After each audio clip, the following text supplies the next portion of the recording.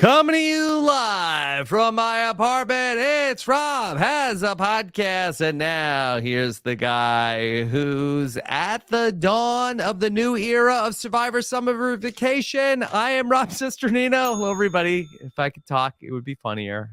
How are you? I'm so excited to be here today to talk about everything that is happening at this hour here with a man who... but 1 year ago, that he was a surprise person on a Zoom call when I was doing the Survivor exit interviews. Here he is. It's Zach Wurtenberger. Zach, how are you? I'm good, Rob. Thank you. I'm so excited to be your second most famous surprise interview guest. Yeah. Where it Hopefully was like they kind of stole my bit, but they did. Yeah, Sia took your I'm bit. glad I could be an inspiration to CBS Publicity and Sia. Yep. That back when we talked to Marianne, and it was like, wait, hold on, we have a surprise visitor here. And it was Zach. Yeah, exactly. And Yeah. also, I'm always excited to do Rob Has a Podcast. Yeah. But knowing now that at any moment Sia could come onto this call, Could pop on and give you some money. give me $100,000. Maybe. Has made me even more excited, and I'm ready. Whenever she wants to come in.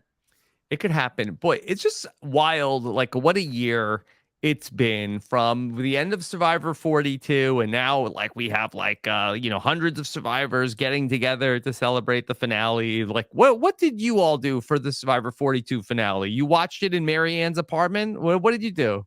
No, so these casts actually really like each other, which is so fun, and I really enjoy it. Yeah. 42 was funny because we all generally like each other, but there were parties. We were segmented throughout the country. There was the Los Angeles core, which I think was, and this isn't like the friend groups or anything. This is just who happened to be where. I think that was Tori, Chanel, Romeo, and Hai. Then me, Omer, and Marianne were in Toronto. And then I think it was like Mike, Jenny, basically the finalists split up with their people. Yeah. Mike, Jenny, Lydia. All across North America. Right. Then Daniel, some other people I'm probably forgetting. We're all in New York. Yeah. Okay. So now they started merging 43, that they don't get enough credit for having the first, get together after a season. And that went really well. Yeah. Give them some credit for something, people. That was one of the most memorable moments of my life, period. Was watching the ending. Survivor 43 finale. Looking over at the jury and the finalists and just their raw reactions to that. Wait, can I say a quick you could say whatever you want. Because that was my favorite moment ever. Was the jury being read for 43. My mouth drops. Gabriel is one. I turn around. Sammy is right behind me, and Sammy just goes. Yeah, Zach is shrugging. Did the Michael Jordan shrug. Yeah. And I'm like, oh, okay. Everything made sense. Yes. All right. And Zach, I know you have just moved across the country. Yes. You are just set up on the West Coast. Too bad that, there was no West Coast, Drea, Romeo, all of your old tribe mates having a party on the West Coast. I know. I was blowing up the Ika group chat. And... Where's Tori? Yeah, no, Roxroy was the only one who was giving me the like emoji. So you have just moved across the country. You're on the West Coast. So you missed all the festivities for Survivor 44. How much was the FOMO? It was actually really bad. I actually turned my phone off during it because I didn't want to see people. And then I texted Omer, for instance. I'm like, how was it? He was like, fun, but really crazy. And I was like, yeah, I bet it was really crazy. But it was too crazy. It was too crazy. Yeah, but it sucked. Probably for some people. Yeah. Yeah. But it seemed like a lot of fun. Also, I know the place that they did it at. It's a great place. Bryce and Wen always do great parties. So sure. I'm so happy for them.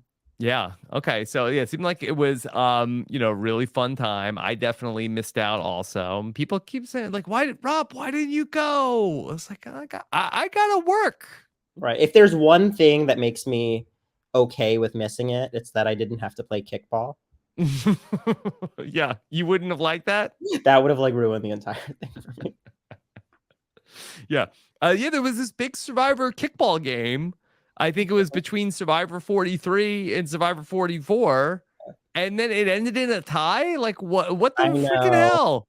Yeah, where's Laurel to What is this? yeah. Last gasp?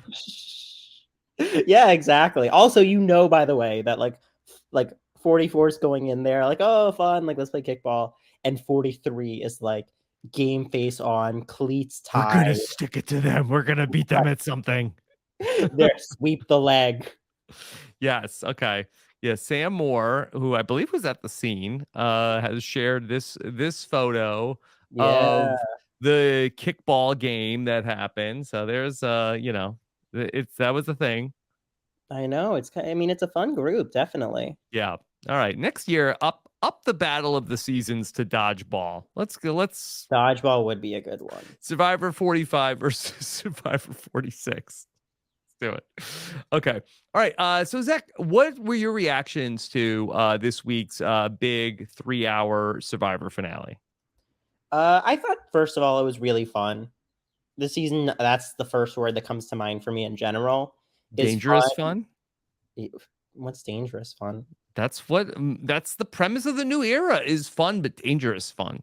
Ugh, jeez. I thought the premise of the new era was like, how everyone loves each other. And even though Survivor traumatizes its contestants, that it Hmm. still makes you feel good in the end. That The too. team, That too. That's part of it. yeah. But I thought that it was just a fun episode, like from the start of like, I mean, just the final five is just such a fun group of like Jam Jam finding the fake idol and like handing that off to like all the way to final tribal. It was also like Hmm. sweet with the Jam Jam and Carson stuff. I thought the final tribal stuff was all really like, you know, interesting and they got through a lot. So I just thought it was a good, solid end to a great season. Yeah. Did you have any thoughts about Final Tribal Council? I went back, I rewatched it again this morning. I feel like it's a very hard Final Tribal Council to critique. Yeah, I felt like the biggest points, first of all, I think everyone did overall a good job in it. I think Jam Jam clearly did the Hmm. best, and I was not shocked that he won by the end of it. People have been coming for Heidi for going too hard when I think that's kind of like exactly what she needed to do, going in as like the clear, like lowest chance of winning. She needed to go in and be like fighting. Hmm. So, I mean, it didn't work out for her, obviously, but like, I think she did exactly what she needed to do. Yeah. And I think Carolyn was solid throughout. Like, if you heard her describe it afterwards, she was like that she had melted down and that she had like, and it didn't seem like that at all. Yeah, I really feel like that the way that they edit these final tribal councils, like I feel like that we see for the most part, we see like everybody's like good moments. And I kind of feel like that it makes it very hard for us to be able to like figure out like what's happening at these final tribal councils because we don't see like the like unless not that I can think of. Like I feel like if somebody has like a really bad moment, like I kind of feel like that maybe it's not in the show.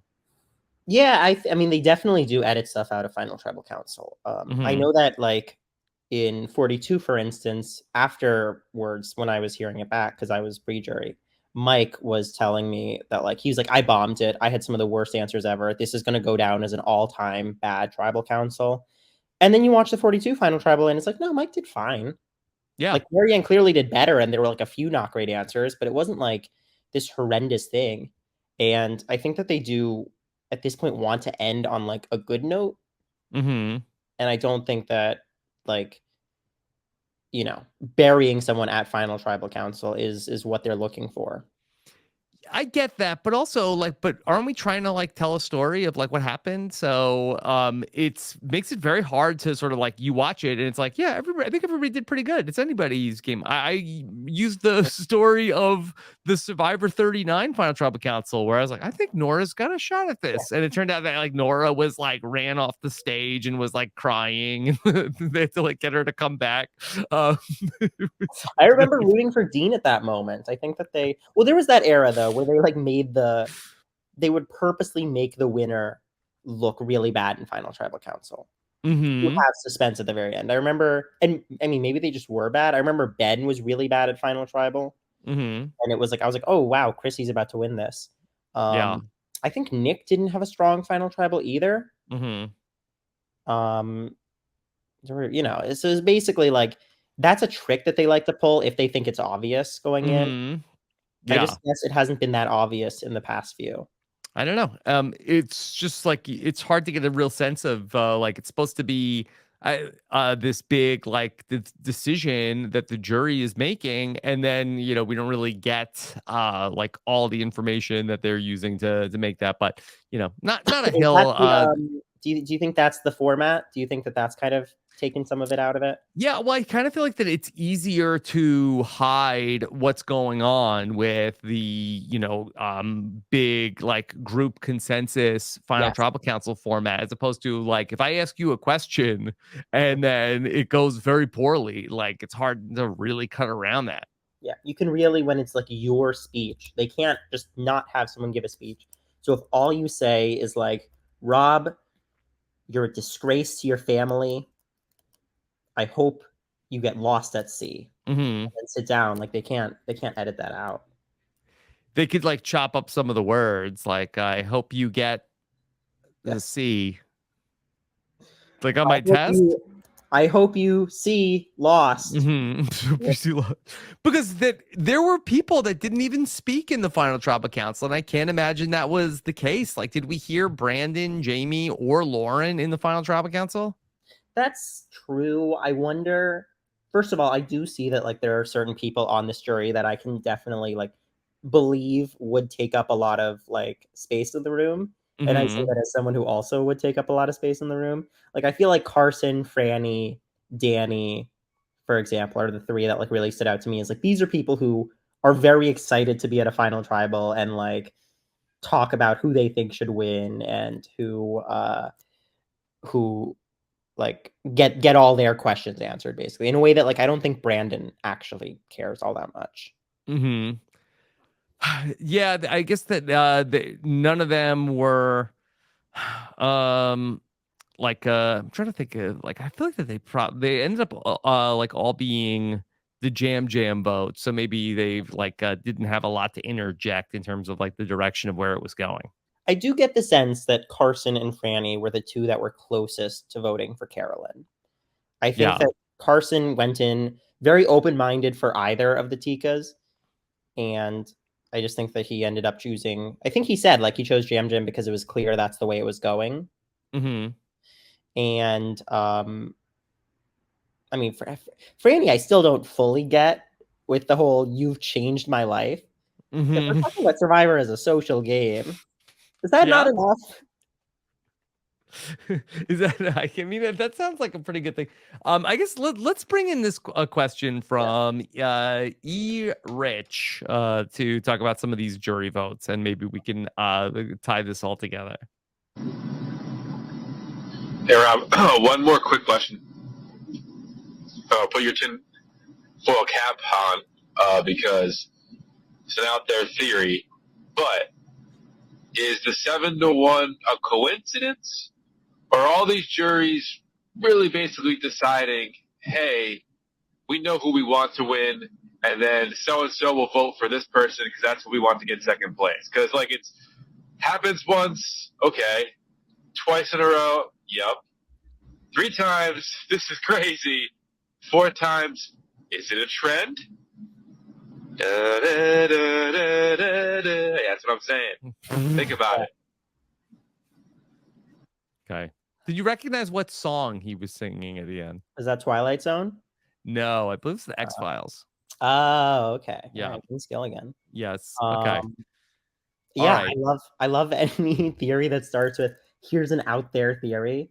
Mm-hmm. Yeah, I think but this is actually pretty interesting that like would these votes have all been 8-0, and is one person just doing a solid for their friend? And just for full disclosure, second place on Survivor nets $100,000, and third place, I believe, gets $85,000. So is this like a $15,000 solid that people are doing for their friends? It would be Danny with Deshaun in Survivor 41, Jonathan for Mike in Survivor 42.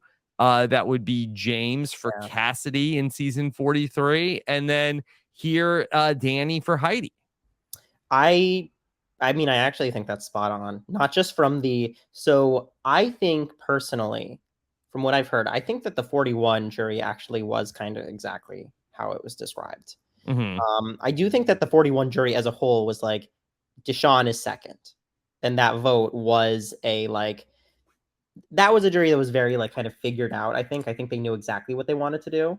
Mm-hmm. And I do believe that like that crazy conspiracy like was somewhat formed there, where it was like Mm-hmm. with this vote, Deshaun will get second, the rest will get Erica.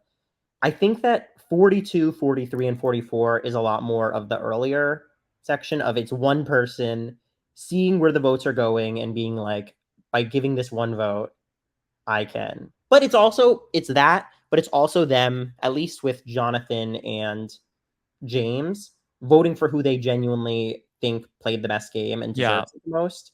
I don't know what the deal is with Danny and Heidi. I just don't know what the thought process was there. Not to say that like, it makes no sense or anything. I just Yeah. don't fully know the explanation in the way I do with Jonathan and James.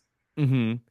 I feel like that I don't think it's getting into like the money of it all. I feel like that the only time that might have happened was in Survivor Blood versus Water, where Vetus like purposely was like, I'm giving a vote to Monica to Jervis. And Reed with voting for Jacqueline. Yes, yeah, that's possible. But was that over the money? I think that was a very intentional. Jacqueline is going to get second, and Hmm. Missy is going to get third. Yeah.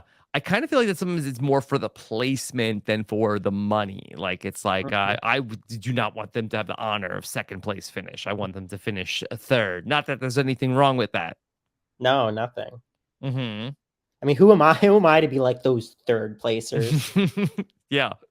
So, but I am a little surprised, I guess, to go back to what you're saying with Franny, that people didn't say, because I think that there's such a stigma about being the 0 vote finalist, that Mhm. people would want to say, especially that from what it sounds like, a lot of times the juries know what everybody else is going to do to like, wouldn't you think that the jury would want to make it like if they could, like 6-1-1, so nobody has 0 votes in the finals? That's where I think people do overestimate the amount of kind of jury collusion that's going on, because Because I in that case, I think, do they both get 100K? no, they probably like split the difference. Okay. Um, yeah, I think that in that case, uh, they ultimately, I do believe that like Franny and Carson went in like open minded. Mm-hmm. And if Carolyn had given the best jury performance, if she had sold her game the most, I think that those votes were up for grabs for her. Mm-hmm. And I think that just by the end of Final Tribal Council, it seems like Jam Jam just had the best performance, and they wanted to vote for who they genuinely believed deserved the win the most. Mm-hmm. We also saw Yeah. in Winners at War, that was a big conversation of why like Michelle got no votes. Was there were people who were willing to vote for her, but also were actually nervous about Natalie winning. Mm-hmm. So God, Natalie like always messes with these juries. Anytime she's in the final three, Yeah. they would purposely vote for Tony just to make sure there wasn't some like nightmare scenario. Mm-hmm. Okay. Let's take a question from Rusty about Jam Jam and his win, and where do we put this in the pantheon as great Survivor historians? Here's Rusty. Hey, Rob, this is Rusty G. I was just hoping you could and we talked about Jam Jam and how good of a player was he? Where does he fall among the great players? I think his game was so amazing that I think it would be hard to be replicated in future seasons. Okay. Looking forward Wow. to your answer. Okay, Have a thank good you, day. Rusty. Bye. Yes. Okay. Mhm. All right. Can we start to put Jam Jam into a historical context, Zach? Yeah, we definitely can. The way I like to do it, because it's like there's 44 of them now, Yes. is I just try to like look at where I generally have people pre-existing, and I'm like, which winner is Jam Jam most similar to, or his Great. game, and then I'm able to like put him Mhm. into a spot. Yes, I love it. So with Jam Jam, there's this thing that you talked about. I listened to you with Steven a few days ago. Yes. About how there are the winners that like you just talk to and you instantly understand like this is why they won. Like I'm pulled in by them. I Mhm. like feel like I'm their best friend and I just met them. Have you had that experience with any survivors that you've met? I've had that experience with Mhm. Jam Jam. Yeah. Yeah. I think And he it's has cool that. when it happens, right? Yeah. He Yeah. has that just magnetic, friendly, like able to relate to you on whatever level. I love Jam Jam. I think that he does. So that social game, I do think we saw it on the screen. I've seen it in real life. Mhm. Top notch. Like can't be Yeah. better. I get that from him as well when I met him. Mm-hmm. He's just so friendly and fun. Mhm. I love Jam Jam. Yeah. He's great. So is there And somebody now he has money. now he has money that also helps, right?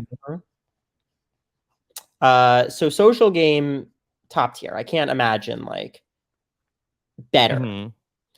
Strategic game was obviously great. Yeah. Like I think the only critiques you could make of Jam Jam's strategic game in my mind are one, if you want to give more credit to Carson and do Mhm. like kind of like a JT Steven thing where you're like, well, Jam Jam couldn't have done all this. And two, I do think that the whole targeting Carolyn ended up like kind of proving itself to like not have been a really great strategy. It was not Yeah, good. yeah. I asked him about that in the exit interview, and he was actually very worried about Carolyn in the final tribal council. That I don't know if you heard any of that interview, but he was very worried about Carolyn having a great final tribal council performance and the jury giving it to her. Mhm. And he felt like that she did not rise to the occasion in the final tribal council. Yeah, and I think that's very fair because I think that that's what we all saw Mhm. within the game. It's like Carolyn. I think Jam Jam had a front row seat to Carolyn's strategy in a way that the rest of the jury didn't. Yeah. And that's where he was like kind of overestimating her in terms of her threat level. But it still seems like an incorrect read and could have really screwed things up at the end. Yes. Had Um, he taken out Carolyn at the final 6, would he have still gotten to the end? it all comes down to Heidi. Yeah. Is Heidi closer with Jam Jam and Carson, or is Heidi closer with the other two girls, Mhm. Jamie and Lauren? And it seems just like based on what we saw the game play through, that Heidi was closer with the Tikas. And that I think that Jam Jam did have her. So I think he could have still been okay. Yeah.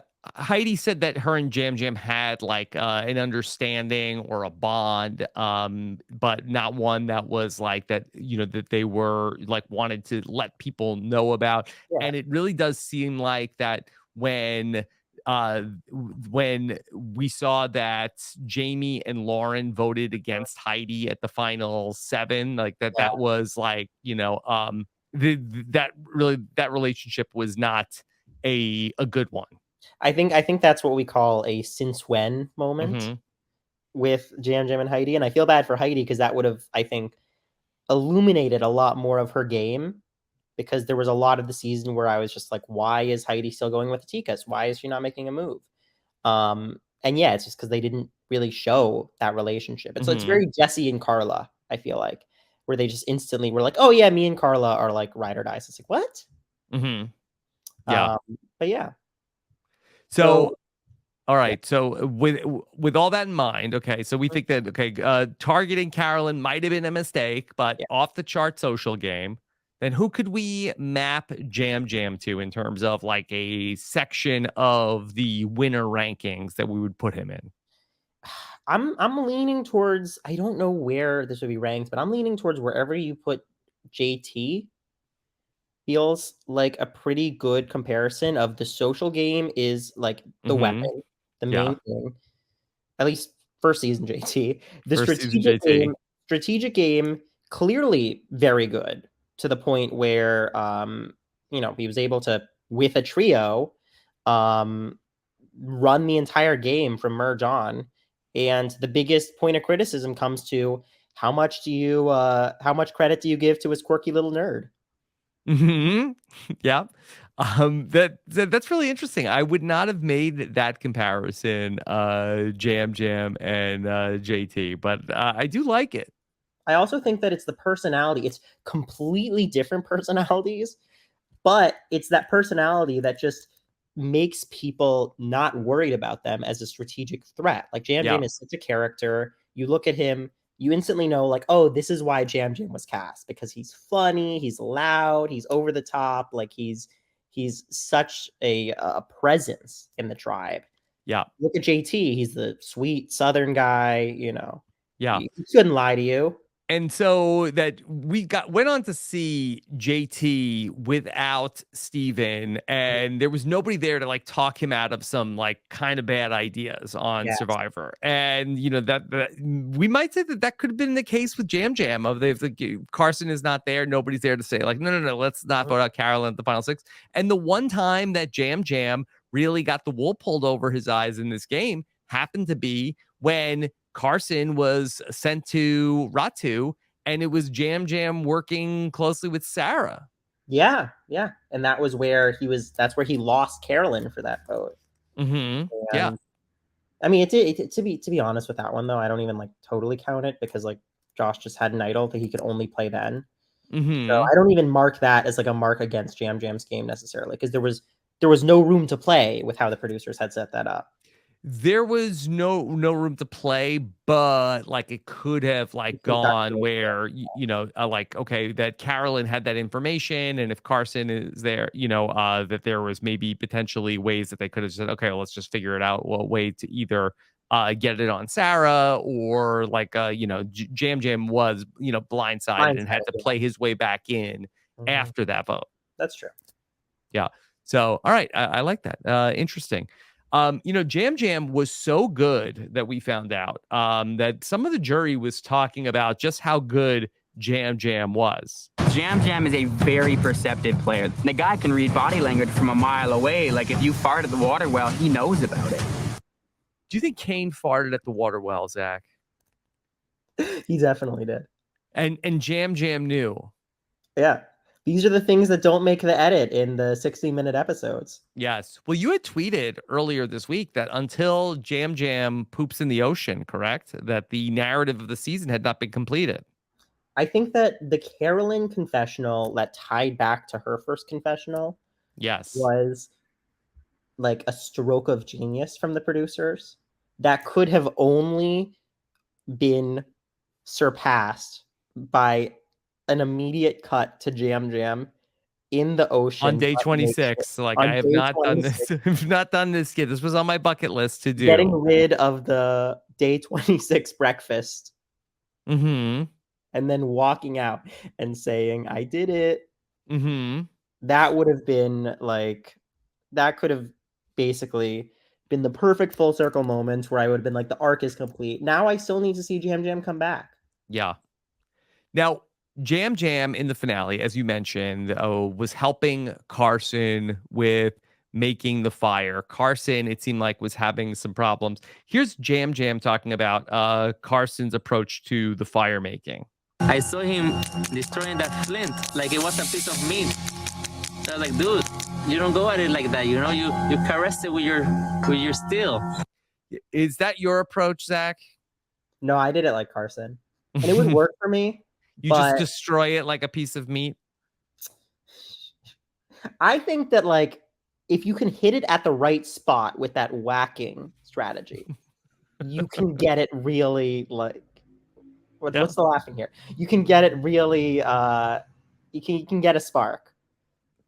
Yeah, that's But, the move. Yeah. but like if you not so what you do is you scrape and then you whack. And then once you got like the magnesium there, I think that also like Carson did great.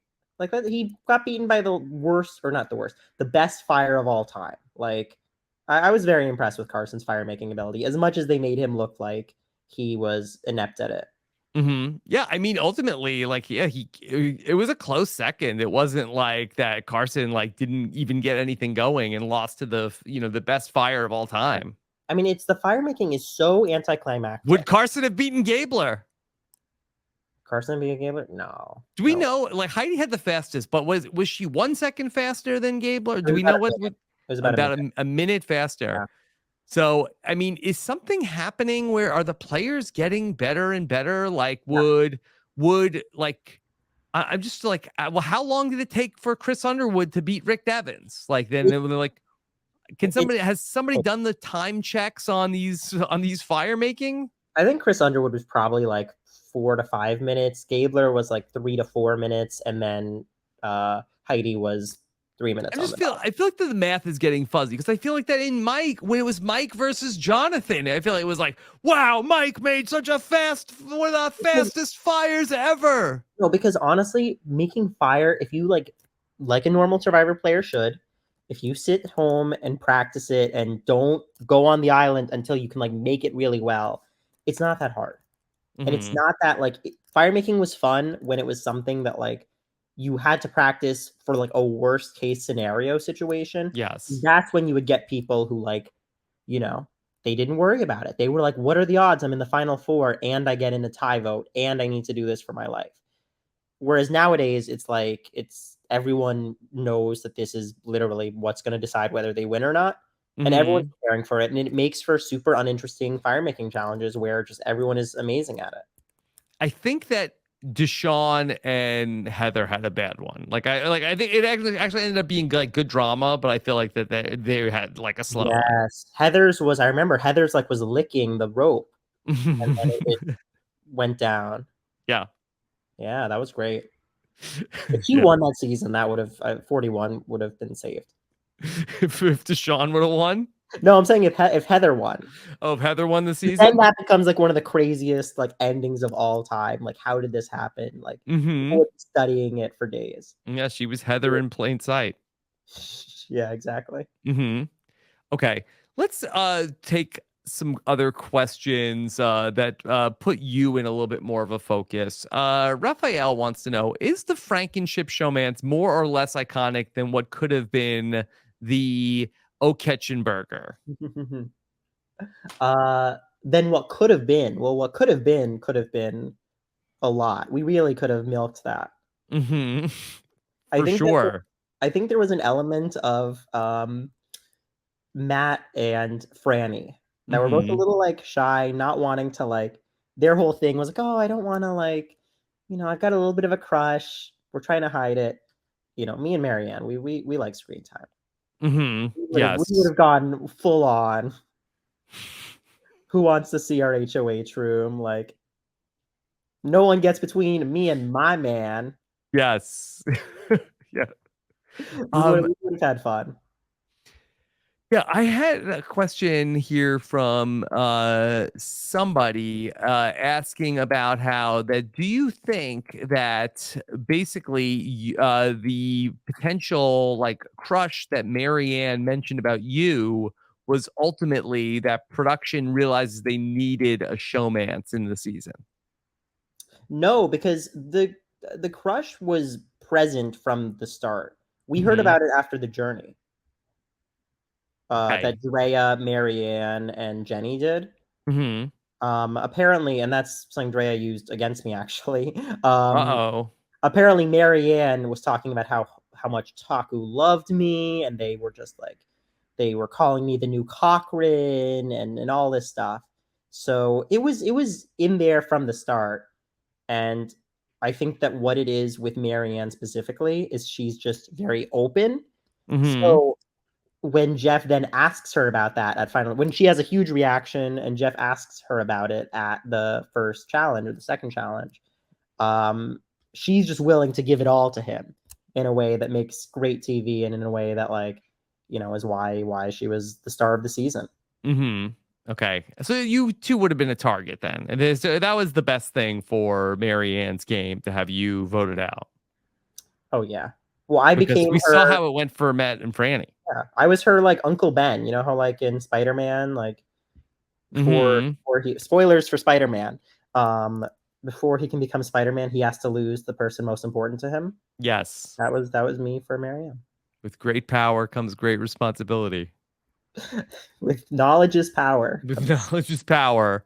Yeah. Were you surprised that knowledge is power did not end up showing up?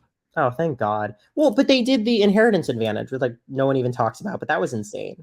Mm-hmm. It was like it was actually a better version of knowledge is power because it doesn't like directly screw someone over in the way that knowledge is power should have if like anyone used it correctly. Mm-hmm. But yeah, I was actually kind of surprised to not see knowledge is power because Jeff said how much he loved it. Jeff said on his podcast this season, it's the best advantage, and he would get KIP tattooed on his butt. I know. But then in 2 seasons, he's going to come back and he's going to be like, woof, that KIP power. Oh, yeah, we were really wrong about that one. Don't worry, guys. This season, we figured it out. Yeah. I mean, it is funny sometimes, like in listening to the first season of On Fire with Jeff Probst, that, Jeff is able to have like, there is like this, like, it's weird. In the present, Jeff is like, no, all the ideas are good. Everything is good. You're a hater. You just don't like them. Yes. But then the instant that they like get away from it, he can look back with like some cognitive dissonance. Like, okay, you want to hear this idea I had for fire tokens? This is the worst thing ever. Medallion of Power. This was even the hourglass. He's already disowned the hourglass. Yeah. So it's just so weird. It's like, what? But like, why are you able to hold these two things in your hand? Of like, yeah, sometimes I have like not just a bad idea. He'll tell you like this is the worst idea ever. But then a thing that's happening now that's getting criticized, he's like, no, it's a great idea. You're just a hater. Yeah, I think that it's. I think he just fundamentally looks at the show in a different way than we do, or like most fans do. Well, and no doubt. Yeah. Well, I think that the line that illuminated this, right, was in the final 5 when he just kept being like, so what's making this vote so crazy and this so captivating is the threat of an idol. And it's like, no, that's not actually like what we care about here at the final 5. We care about the players. We care about and I understand that it was like kind of clear that Lauren was going without it. Yeah. But I think he really just values these twists and having the craziest twists and how the players can work around his twists in a way that like most other people don't care about. And then afterwards, like with Do or Die, for instance, he's able to be like, yeah, that was stupid. It's also interesting that I feel like that a big part of the new era is just sort of like this idea of like, and the thing that's so great about it is that anything could happen. It's so crazy and nobody knows what's happening and everybody is like working with everybody on any vote. And then right after they get back to the beach and it's like, all right. But the thing that people liked about this season was that there was like a group of people that stayed working with each other the whole season. And it's not just that, it's this whole thing of like anything can happen. Despite Survivor being the most stagnant in its format that it literally ever has been. Like, you want to hear? Can I spoil episode 1 of season 45? Yes. Yeah, they arrive at the beach. Yeah, they're presented a challenge. Yeah, the winning tribe gets to then get their pot and their flint. Spoiler alert. Yeah, spoilers. The losing tribes are going to have to compete in a separate competition. Okay, it's going to be Sweat and it's going to be Savvy. All right, Redmond, go on. Okay. The Sweat challenge, physical, Savvy, puzzle. It's going to take about 20 minutes of the first episode. Okay. They're both going to do it. All right. And then the episode will begin. Wow. Okay. All right. You heard it here first. And let's see if you're right. Wait, let me add even a little bit more. There's going to be a confessional. Well, I'm the big guy, so I know that I have to do the Sweat. Other tribe. Oh, I don't want people to know how smart I am, but it's time that I step up for my tribe and show my value. I'll do the Mhm. puzzle. Yeah. And then that person is voted out episode 3. Okay, yeah. I mean, that did happen with Helen for Mhm. sure. And Uh, Jenny. and Jenny, and then boy. Okay, is there a savvy curse? Well, Carson made it far. Mhm. But he So didn't want people to know that he was good at puzzles. what I wish that they would have done, that's true, yeah. He probably will have that 3D printed for his returnee season. Mhm. Yeah. Did you 3D print any puzzles? No, I did order a lot of like the Vexel stuff, Yes. and I didn't order the Dragon Ring, but I Mhm. think that it's a very smart strategy from Carson. Carson took it to a level that nobody else has ever done, where he 3D printed everything, whereas I was more focusing on the hits. I did the fire puzzle, I did the tree, I did like the Mhm. fish one, like, and it was really helpful because if I was ever presented, basically my strategy with it was just like memorize the starting pieces to give me a head start, and then there's only a couple left that I would be able to fill in naturally. The Okay. Carson went all in. All right. Let's talk big picture a little bit. Let me play a question for you from Paolo from Toronto. Here's Paolo. Hey Rob, hey Zach, it's Paolo from Toronto. You know that meme of the two muscular arms shaking hands and it signifies a consensus? Yeah. So I think that's pretty much representative of the reception for this season. So on the left side, right, you've got fans really loving this season. And then on the right side, the right arm, you've got production gushing about this season. And then in the middle, right, the consensus is that it's a great season. And I think that's primarily attributable to the lack of advantages, especially in the past few episodes, the most recent episodes of this season. So, what do you think from the producer's standpoint? What do you think is the takeaway from this season? Do you think Survivor 45 onwards will see more advantages or No. less advantages? Okay. Thank More. you. More. Okay. Yeah, More. Zach. So first off, do you agree with Paolo's contention that the season 44 is the epic handshake meme? Yeah, I mean, I think that everyone likes it. Clearly, I mean, we Mhm. knew production loved it. Like that was very clear Yes. from the day the 43 finale aired. Mhm. And then I think that fans clearly have been really raving about this season. I mean, the only Mhm. criticisms I see are just criticisms of the new era in general. I haven't seen any criticisms of like this season in particular. Mhm. I think what production, my view on how production views seasons is I think they put so much stock into the ending and getting a winner that they are happy with.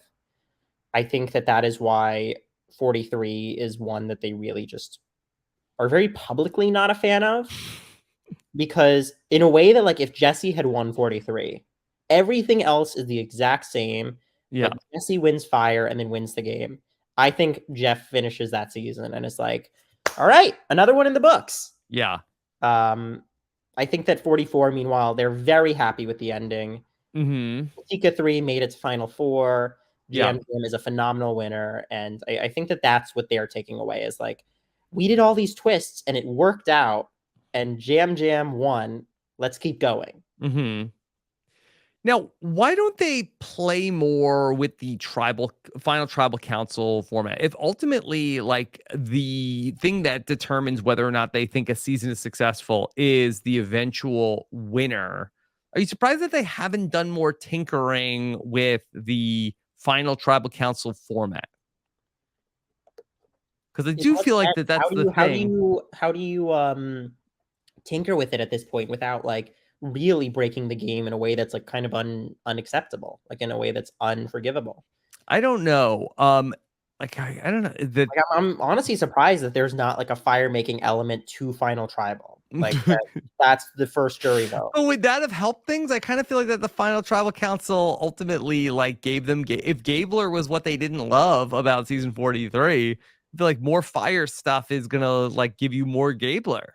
I also don't think it's Gabler in particular, by the way. I think that in Mhm. general, I think their preferred people to win basically went out 6-5-4. I agree. I agree that I feel like that it wasn't from them as much an anti-Gabler take as it was like that. I feel like that they had their three people that they would have been had as satisfactory winners. It would have been interesting if either Owen or Cassidy were the winner, how they would have like the production would have reacted to that. But yeah, they clearly had like those were their big three, acceptable I do winners. think that of the three, Gabler was also probably their third of three. Just me guessing. I kind of love the production side of it, how it's clear that as they're filming the season, they're building the narrative, they're getting the winner confessionals. They're really like, propping some people up as they're making it, as they're figuring it out of like, this is who we want to win. This is how the story is building with what we're filming, with the confessionals we're getting. And I think that this season was the story of the Tika 3. And I think that anyone that wasn't the Tika 3 that would have won would have been a disappointment for them with how they were building the story. I think for 42, they were definitely very invested in the Taku 4, the Marianne of it all. And also they loved Mike. I think they would have been happy with a Mike win as well. And I just think 43, they did not get that ending that they were building towards throughout the season. Yeah, I do agree with that. I just wonder, do you think that we will see in season 45? I guess you said you think that there will be as many or more advantages in season 45, especially with the 90-minute episodes, which I believe they were aware of going into it.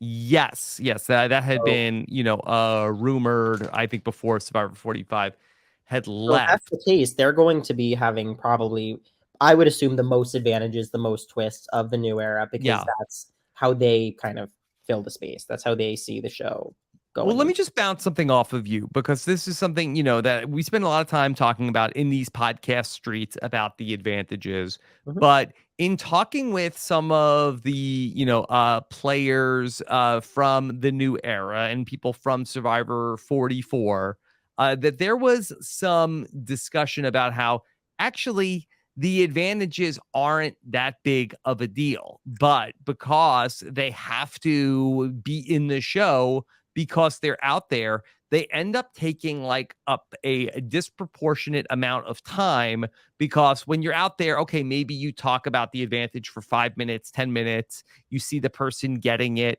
but in reality, it's not actually that big of a deal. But in a 42-minute episode, now finding the advantage has to be in the episode and discussing what I'm going to do with the advantage. And so the advantage talk just eats up a lot of the 42 minutes, and it would be a little bit more diluted to have the same number of advantages in a 90-minute episode.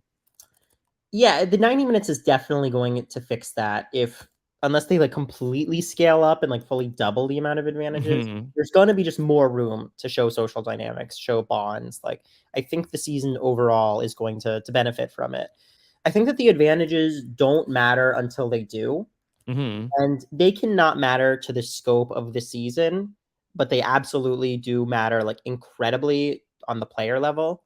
Like with Sarah Wade, for instance, with how that played out. That's something. Or Helen. I think Helen's an even better example, because we just really like casually look at it as like, oh yeah, well, Carson chose Carolyn and Jam Jam. Helen was voted out. That was it. Except then you kind of like forget that, like, oh, Sarah had already lost her vote and Carson knew that she had lost her vote. Right. There actually wasn't really a choice for Carson at that point, because it was either go to Rocks for Helen or go with Carolyn and Jam Jam. But so he wanted to embrace his chaotic side. Oh my God, yeah. Chaos Carson. Carson is like, I feel like the chaos that Chaos Carson brings is like getting the free drink at Chipotle and filling it with lemonade. What should you fill it with?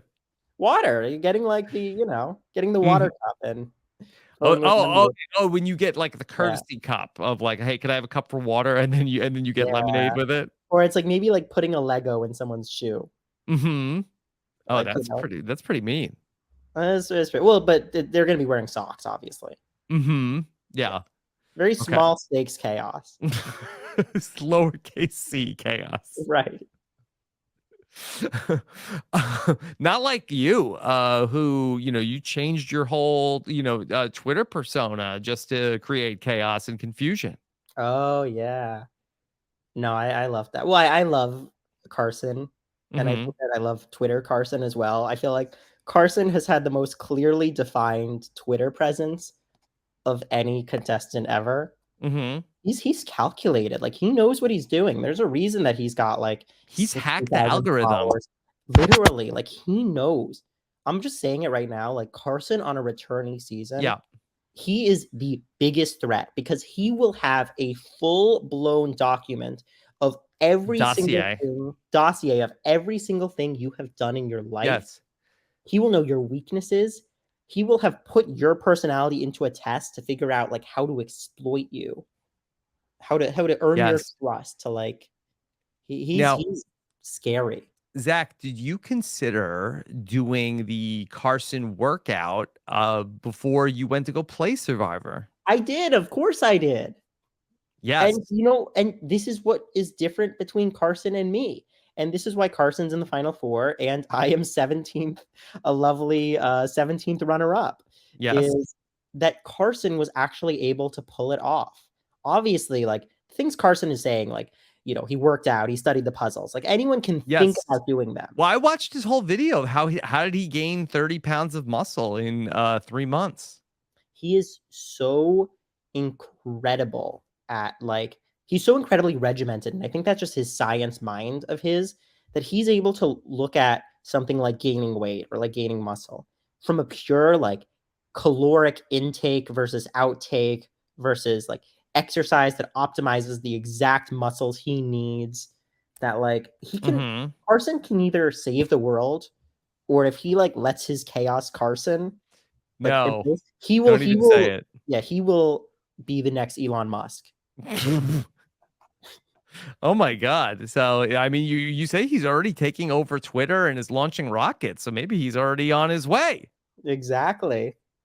I can't wait till we see that picture. I feel like Carson's gonna get that Tesla money, or not Yeah, Tesla, whatever he it is is, Blue verified. Ocean Yeah. or something.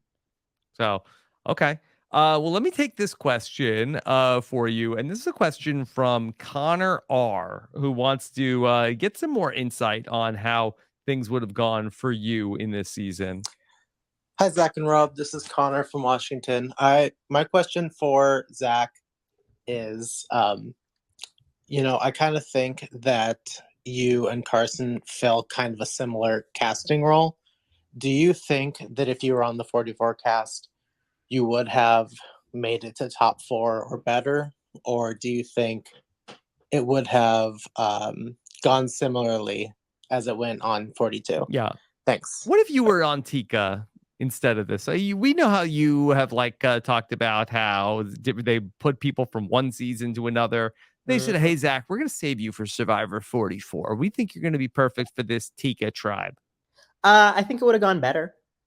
Mm-hmm. Just in general. For you or for the season? That they think that you think that the season would have been more beloved? No, I don't want to make that claim. And I also think that I think that for me, like, I don't think the season could have been any better, honestly. 42 would have been better if I lasted a little bit longer. I think I don't think I could have done better than Carson, honestly, because I don't think you can do better than Carson. Carson was a fire making away from probably winning the game in my mind. I do think that for me personally, even like obviously I made a ton of mistakes. I do think that also my tribe was unfortunately not a good setup, not what I was hoping for when I envisioned my perfect Survivor tribe. I even think something as simple as me swapping with Daniel or swapping with Omer onto Vati or Taku would have led to me going a lot farther. So I do think that I would have done better, but I also think that I could have made the mistake, which clearly it would have been a mistake, of wanting to work with Helen and Sarah as just people who are closer to like Yeah. my age, closer to like, I guess just my personality in general, doing that like social decision versus what Carson was able to very clearly see of like Jam, Jim, and Carolyn are people that I can really run this game with. So probably worse for the season overall, but Okay, let me just ask you in terms of like casting, like how much has the Tika 3 changed the game for casting of Survivor? So like Helen and Sarah, who I'm sure are, wonderful people, like they didn't really have like this like just like off the charts personality, at least from what we got to see on the show. Like, does that person get cast on Survivor moving forward after this season? yeah, I think they have to, because you can't have 17 or 18. Do we get any more normies in the future after the Tika 3? I think so. I mean, first of all, I think Carson's a normie. As much as the chaos, the quirky, like he's a normal guy, you know? It just also like with a super genius brain. I think that I don't know how much it's going to change the overall casting, because I do think that we were seeing like kooky characters like Jam Jam and Carolyn before. I just think that one, we've never seen with Carolyn specifically someone edited as like a kooky character like Carolyn, edited with such like care and like to make such an interesting arc for someone like that. They usually use a personality like that as the comic relief, as like the joke character that audiences can be like, oh man, what a crazy person. But they really showed all sides of Carolyn in a way, especially knowing that she's the like 0 vote finalist. Like there is a world where they just totally paint her in like a Nora light or a Debbie light, and they didn't do that at all, which I love. So I think it's more so in the editing, and I hope that they see how people received this season and continue to like give the characters their shine when it comes to strategy as well. But also, I do think that a lot of the credit has to go to Carolyn, because I think that Carolyn was able to articulate her story in confessional in a way that like Carolyn like knows how people are perceiving her. And I think you need that piece to be able to tell the story where, like if you look at the confessionals of like, say, like Honora, like she's not necessarily like telling the story of like how like she is being perceived based off of how other people are seeing her. Yeah, I agree 100%. And I think that that's where Carolyn is kind of a unicorn, and like the breakout star of the new era is that she's just one of those players that literally has it all. Like she brings everything to the show. All right. Positively Brad wants to know, what was your favorite moment of Survivor 44? It's the 1-2 episode 5 Carolyn, Danny, Brandon conversation straight into Josh's fake idol.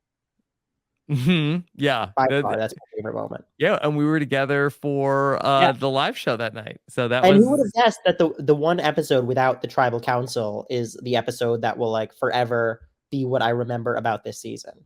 Well, I really also think that was like a very fortuitous round that really determined the ultimate outcome of the game, where if they go to tribal that night and then they vote out Josh, I think that there is a very good chance that Jam Jam ends up being the mergatory boot.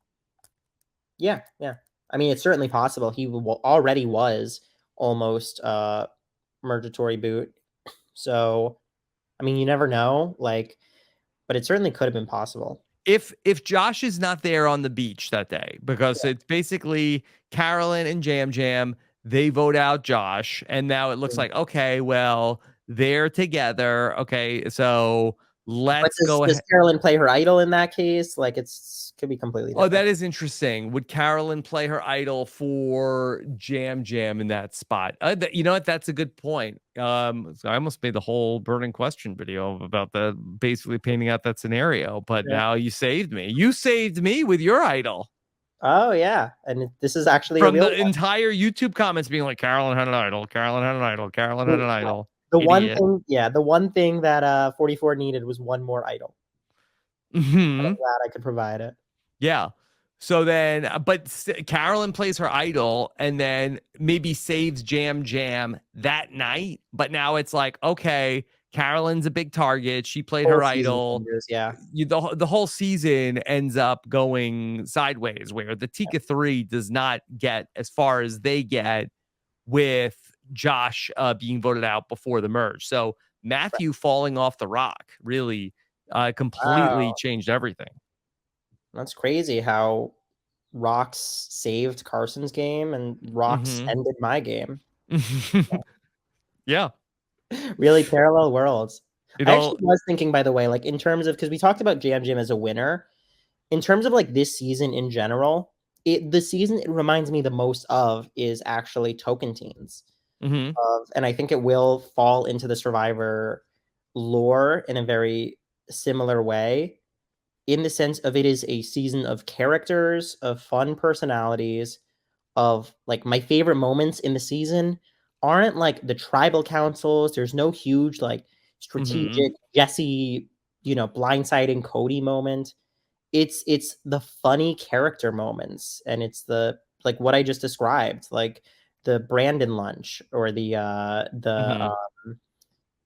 fake idol and all this, that and also has a strong final or a strong 3 that basically runs the game. That Yeah. for me is what this season ended up being.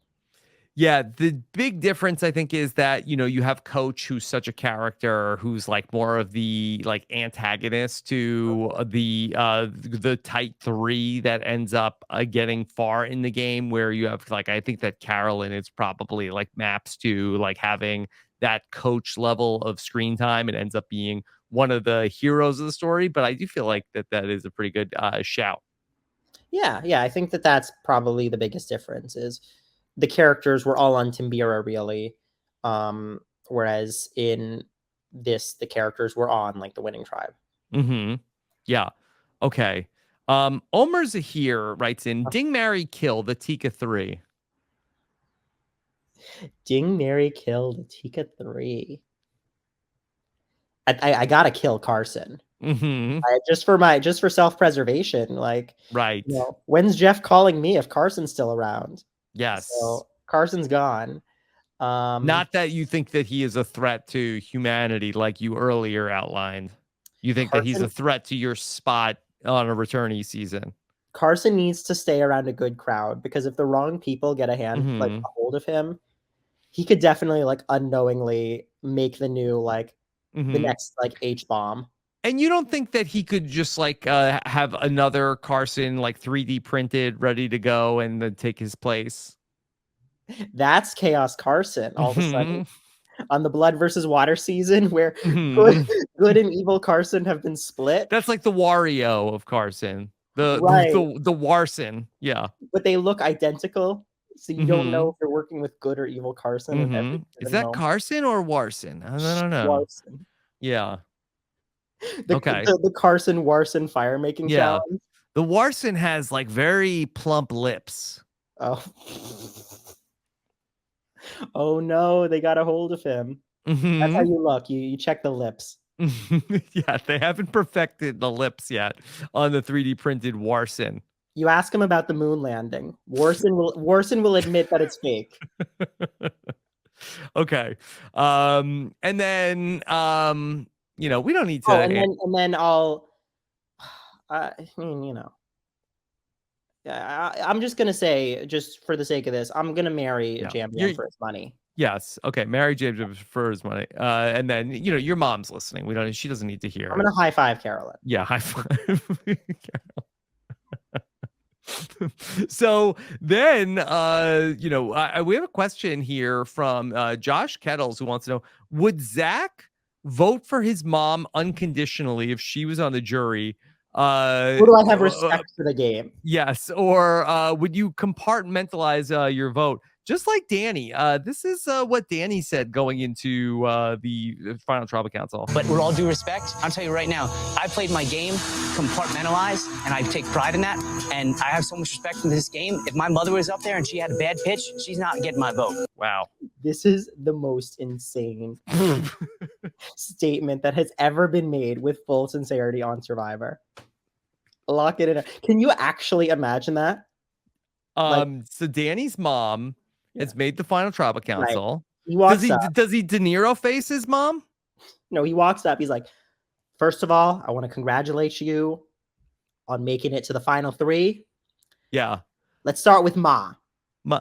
Ma, you got me ready for school every day of my life, but out here, that means nothing to me. Ma, you told me to be a man with respect, and yet you showed none of it within this game. Yeah, you won challenges. Yeah, Ma, that triple idol play was impressive, but you forgot one thing. Mm-hmm. You forgot about us. You forgot about the jury, Ma. I got one question for you, Ma. I got one question. What's Dad gonna say when you get home and tell him how you played this game? Mm-hmm. And then meanwhile, then they're at dinner together after the fact, at family dinner. Mm-hmm. And he's like, Ma, what do you want me to say? You flubbed the final 10 vote. We should have split the votes there. You didn't play your knowledge is power correctly. Does this sound like Danny? I don't even know. Ma, coulda, shoulda, woulda is one way that's not how I look at the game. Okay. And so, you know what? Did you play Full Tilt Boogie, Ma? Ma, look, I'm just going to say it. Gabler had the Ellie vote. Gabler got Jesse out and fire, Ma. Mm-hmm. He deserved to win. Yep. So yeah, Danny has given a lot of thought to the hypothetical votes, because he also had said about how that if there was a clone of himself and Carson in the final tribal council, that he might vote for Carson over a clone of him. Forget what if it's not Carson? What if it was Warson? Warson, he did it again. Or Danny, he's built a Danny suit, and then he just unveils it at the very end to reveal he really voted for Carson. Oh my god. I think so here's the thing with Danny. I think I understand what he's trying to say. Yes. Which is, and I do think that the jury has every right to vote for whoever they want. And Danny is someone who values who played the best game, pure and simple, is what he's saying. He just happened to choose the most extreme, ridiculous example that is not true, would never be true. And would probably ruin a very important relationship. It would be awkward. It would be awkward. I mean, Laura and Sierra got past it. But imagine now if Laura doesn't vote for Sierra at the end. That to me is harder. Yeah. Laura's like, oh fuck, well, I don't know if you should have gone to Rocks. It's a risky play. Yeah. I mean, it has been said before that Laura's a bitter juror. That is true. that has been said. Yeah. I bet Russell wouldn't vote for his family. If they voted against him, probably not. I mean, if Landon made it to the end, there's no chance Russell votes for him. Probably not letting another Hans win. Probably not. Okay. Can we talk about a couple things from the Survivor after show, Zach? Okay. First thing I want to know. All right. I've got some big questions, and this is something I'm not seeing a lot of people talk about. That Jeff has talked a lot about, the giant logo. Okay. This is the number one thing that has to happen. Of they crown the winner, get out the pizza, get out the champagne, and we need two guys. This is any movie where people are running around some sort of Hollywood backlot. We need two people carrying in the giant Survivor logo. It cannot be the Survivor after show until the giant logo comes in. Now, what is the point of the giant logo? And as I've been going back and rewatching parts of this season, I've noticed the giant logo at a lot of the challenges. Is there one giant logo, and do they just bring it to everything? Yeah, knowing the budget cuts, it is absolutely one giant logo. And then at the end of this episode, I don't know if they've done this in the other seasons, Jeff asks Jam Jam to sign the giant Survivor logo right in the middle. Where does the giant Survivor logo go after the end of the season? I mean, Are these mounted in Fiji somewhere? I can't Right. imagine that they get sold on eBay. They're inside Rob and Sandra. No, I'm pretty sure they are sold on eBay, and the trick is that it's just a giant tarp that they take off. So they are able to transport it. Okay. So that they just have, so it's actually just a giant piece of wood, and then the giant logo is then interesting. Yeah, I'm pretty sure that's how they do it. It's again, we can add this to the Sweat and Savvy and like new island twist of like weird The things. giant logo. I'm so disappointed that what was it called? Game Within a Game didn't catch on. Because I really Can I think go on eBay right now and look for the giant Survivor logo? Yeah, sure. You're not going to find the torches. So what's going? Are they reusing the torches? No, the torches go to 44. The torches go to 44. Oh, they get 44 contestants officially are now getting their torches. Interesting. In CBS's final FU to Survivor 43. Yeah. They decided to give the torches away the season after that. Okay. All right. So this is good. This I'm on eBay right now, and there are some high price items. Okay. And stuff from Survivor 44. Survivor 44, big logo, canvas flag, signed by full cast and Jeff not full cast. Well, okay, so yeah, this is the one that was signed. Can you see it? Are there any pre-jurors on there? Does it say who it was signed by? You can find one pre-juror for the full cast flag. Let me see. Okay, so I'm looking at it, and let me see if I can see all the signatures. I see Lauren, and now Lauren has like also on the signature. Lauren, like you see the logo above us, right? Yeah. Okay. Here, let me see. Let me see if I can put it on the screen. Yeah, Sam, could you bring this up on eBay? Lauren ends up pointing an arrow towards the woman in the logo that looks like Lauren. Oh, does she? Yes. Oh, that's smart of her. Yeah. Yeah. And then this is interesting controversy going on. So I see Jam Jam has signed it, Matt, Danny. I see it looks like is that Franny signed over here? So it doesn't. It's a bit of a rhetorical question because I know for a fact they wouldn't have the pre-jurors on there because they're not like flying them out to like sign the flag, and it's not like they're they're getting voted out and they're like, all right, real quick before final words. Yes, Maddie, just sign there. Okay. Well, there's 6 days left on this, and then so here Sam has brought this up. So this is really interesting. So there's a little bit of a debate going on here. Sam, could you go down to the woman that's on the left side of the logo? All right, can you see what's going on here? Zach, Heidi. But also Heidi has signed it next to this woman. woman. Jamie. But also Jamie. Oh my God. So one of them signed it first and pointed to it and said, "This is me," and then the other one said, "No, it's me." Oh my God. It's let me get real close. Yeah, look at this.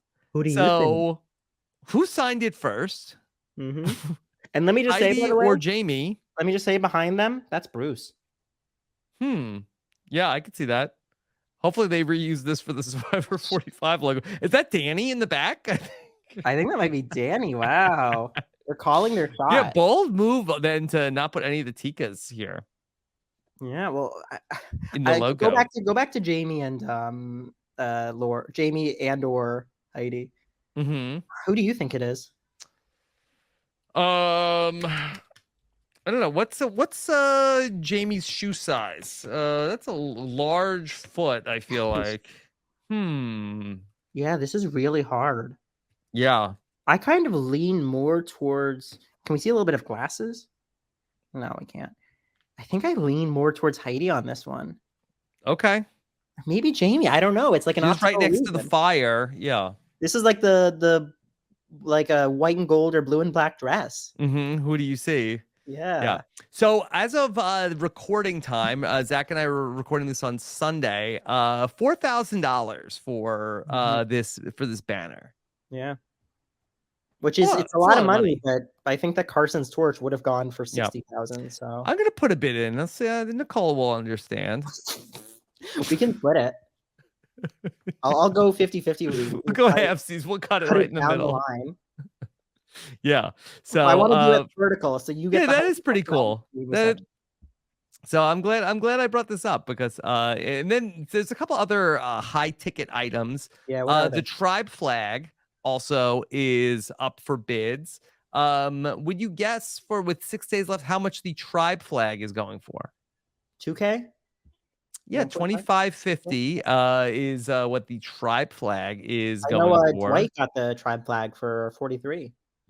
Yes. Oh, he bid for it? Dwight has it. Yeah. So okay, this might be some other things. There's some wild Survivor stuff on eBay. Zach, I had an idea for a podcast yesterday. Tell me if you think that this would be good for our off season.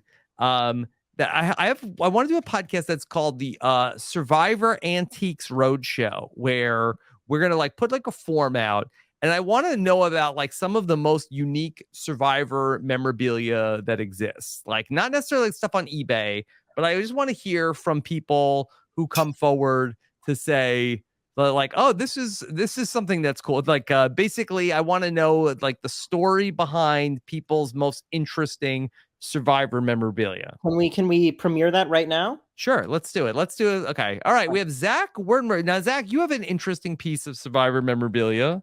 I do. I actually have a one of a kind original from Survivor. Yes. Okay. What do you have? So I am the only person in Survivor history. Yes. Be in possession of this. Yes. Okay. What is it? After me, they didn't let the contestants even touch it anymore. And that, of course, is a shot in the dark. Yes. A shot in the dark, not safe scroll. Okay. So in this Survivor Antique Roadshow, and I don't really know how the Survivor Antique Roadshow or the real Antique Roadshow works. We have to fill another hour on this. No. So okay, so that's cool. So we know how you got it. Then like the person who I'm talking to would then explain how they came into possession of it if they have like an interesting story. But then also, I think part of it would be like, I think you would name your price for if somebody wanted to buy that from you. And it might be an interesting way that then people who are like, yeah, I would buy that from you. But do you want to throw a number out there of like what you would sell that for? Sure. Well, my story on how I have it is basically just that when I went home when I went to Ponderosa, they immediately were like, we need that back. And I was like, oh, I'll grab it for you. Sorry. And I was like, just pretended to be really upset. And then I just ran to my room and hid it. And then when they asked for it back again and again, I was like, I don't know where it went. So that's how you have to get away with taking stuff from Survivor. You gotta play with chutzpah. Yes, that's Full Tilt Boogie. Yeah, but as for my price on this, I mean, this is obviously this is not worth it. But I'm putting it at $5K. $5K. Okay. Because is this worth $5K? No. But it sentimentally is my favorite Survivor like memorabilia that I have. And I wouldn't part with that for anything other than $5,000. Okay. I think that's a fair price. Well, and then maybe somebody would come out and say, hey, I would do $5K for that. Yeah. I'll also trade it for I'll trade it for a return, Jeff. You want it back? you want your not safe scroll back? Bring me to Fiji and I'll hand it to you. Yeah. Okay. Some other interesting items up for auction. The Survivor 44 ball and chain mace from Tribal Council. I thought Carolyn already had one of those. She already has one, right? How much is that Chess going set? for? Oh, that I'm gonna say is worth. I'm gonna say like 500. Yeah, $400 right now with 6 days left. Also, the axe from Tribal Council. I'll say like 300. Yeah. Oh boy, you're right on the money. 360 right now with The 6 mace, days the, left. the ball and chain gets the Carolyn bump. Yeah, but then they have like a bunch of just like random tables. Do they have the chess set? Because I think that would actually be really cool. I don't see the chess set here. But there's the stool that Jeff sat in is up for bid. Is Claire's bench there? I don't know that they have like some reward tables and contestant would- seats. She would buy that if CBS wants to make like a quick buck. Mm-hmm. Throw that on there, and like nobody's beating her. They can even like juice it. They can start bidding against her, and she will just take it. Mm-hmm. Yeah. Okay. So yeah, lots of cool stuff. Be careful. There's some designated survivor production props. That is not what you want. Mm-hmm. Are they allowed to do that during the writer's strike? I think that they're allowed to. That was you had great tweets during the finale, by the way. Oh, thank you. The Heidi Well- win Survivor 43 was great. Survivor, I got a lot of heat from that, Of and course. a lot of people like were very mad at me about I spoiled the season, and then like I tweeted out Heidi just won Survivor 43 after she made the fire, and then I had people saying like I spoiled the season. Mhm. I ruined it. Now they're not going to watch because I ruined it for. Then I had people like some people were like correcting me like, "Hey, idiot, Heidi's not on 43. Survivor 43." That's what you get whenever you make like a joke on Twitter. You just got to accept that there's going to be like a handful of people that just do not get what you're going for. And I didn't want to like correct it and then You just further spoil. let people be Just wrong. let it go. But let's just talk a little bit about that. Something came up at the Survivor after show that I want to talk about with you. Here's my question. Pitch me the comedy with Jam and Carolyn. It's on Paramount Plus. It's premiering, and it's what? Carolyn and I are childhood friends, grew up next to each other, and we fell in love. But we fell in love for the wrong reasons. We wanted to be friends, but we thought we were in love, and now we got married, and all of a sudden, she found out that it doesn't work, like that's something that's not working. But we stayed together for our happiness, and everybody got their own thing for the kids. We adopted Carson, and he's such a good boy. Like everybody asks, like, is he really yours? And we're like, yeah, he's ours. Nice pitch. You never know. You might get a call. You might get a call. Okay. Now, I don't know, Zach, that there is the writer's strike going on. We're very sympathetic to the writers, but can we just talk this through a little bit as a hypothetical exercise? I agree 100%. And this is also like, we stand with the writers. Sure. Right? Yeah. Yeah. Okay. We stand with the David writers. And with the David writers. So maybe, this is not this is like faux reality. It's like the Kardashians. So maybe there's not. I think what I like about this is I can honestly see this as a cartoon. It could. I think cartoons have writers, though. Yeah, but we're hypothetically the writers get what they want, and now they can begin writing it. Yes. Okay. All right. First off, okay. That as a sitcom, all right. Does this work? This show? Yes, I think it 100% does. I think that Jam and Carolyn do have the chemistry. They have that main character presence. I think that Carson is a great addition to it as like the secret genius that has like the laboratory in the basement. Can we just talk it through just like one step at a time and make sure we're following it? Okay. So let's just go back to the beginning here. The comedy with Jam and Carolyn. It's on Paramount Plus. It's premiering. Okay. What's the name of the show? You're Tika me off. You're taking me off. I had a lot of thoughts about like sort of like a play on like that's my jam. That's my jam. Yeah, I like that's my jam. That's my jam. And then also that you have like a lot of family that could easily be like a jamily guy. I'm a big fan of that's my jam because I think that like when that's my jam or that's my jam. I think That's My Jam works, but it would be spelled YAM. Okay, all right. So no That's My confusion Jam with the Jam's a little Jimmy too. Fallon variety show. Okay, so here we go. And it's what? Carolyn and I are childhood friends, grew up next to each other, and we fell in love. But we fell in love for the wrong reasons. We wanted to be friends, but we thought we were in love, and now we got married, and all of a sudden, she found out that it doesn't work. All right, now so Carolyn finds out what doesn't work. It's my understanding of it was that Carolyn It finally doesn't work metaphorically.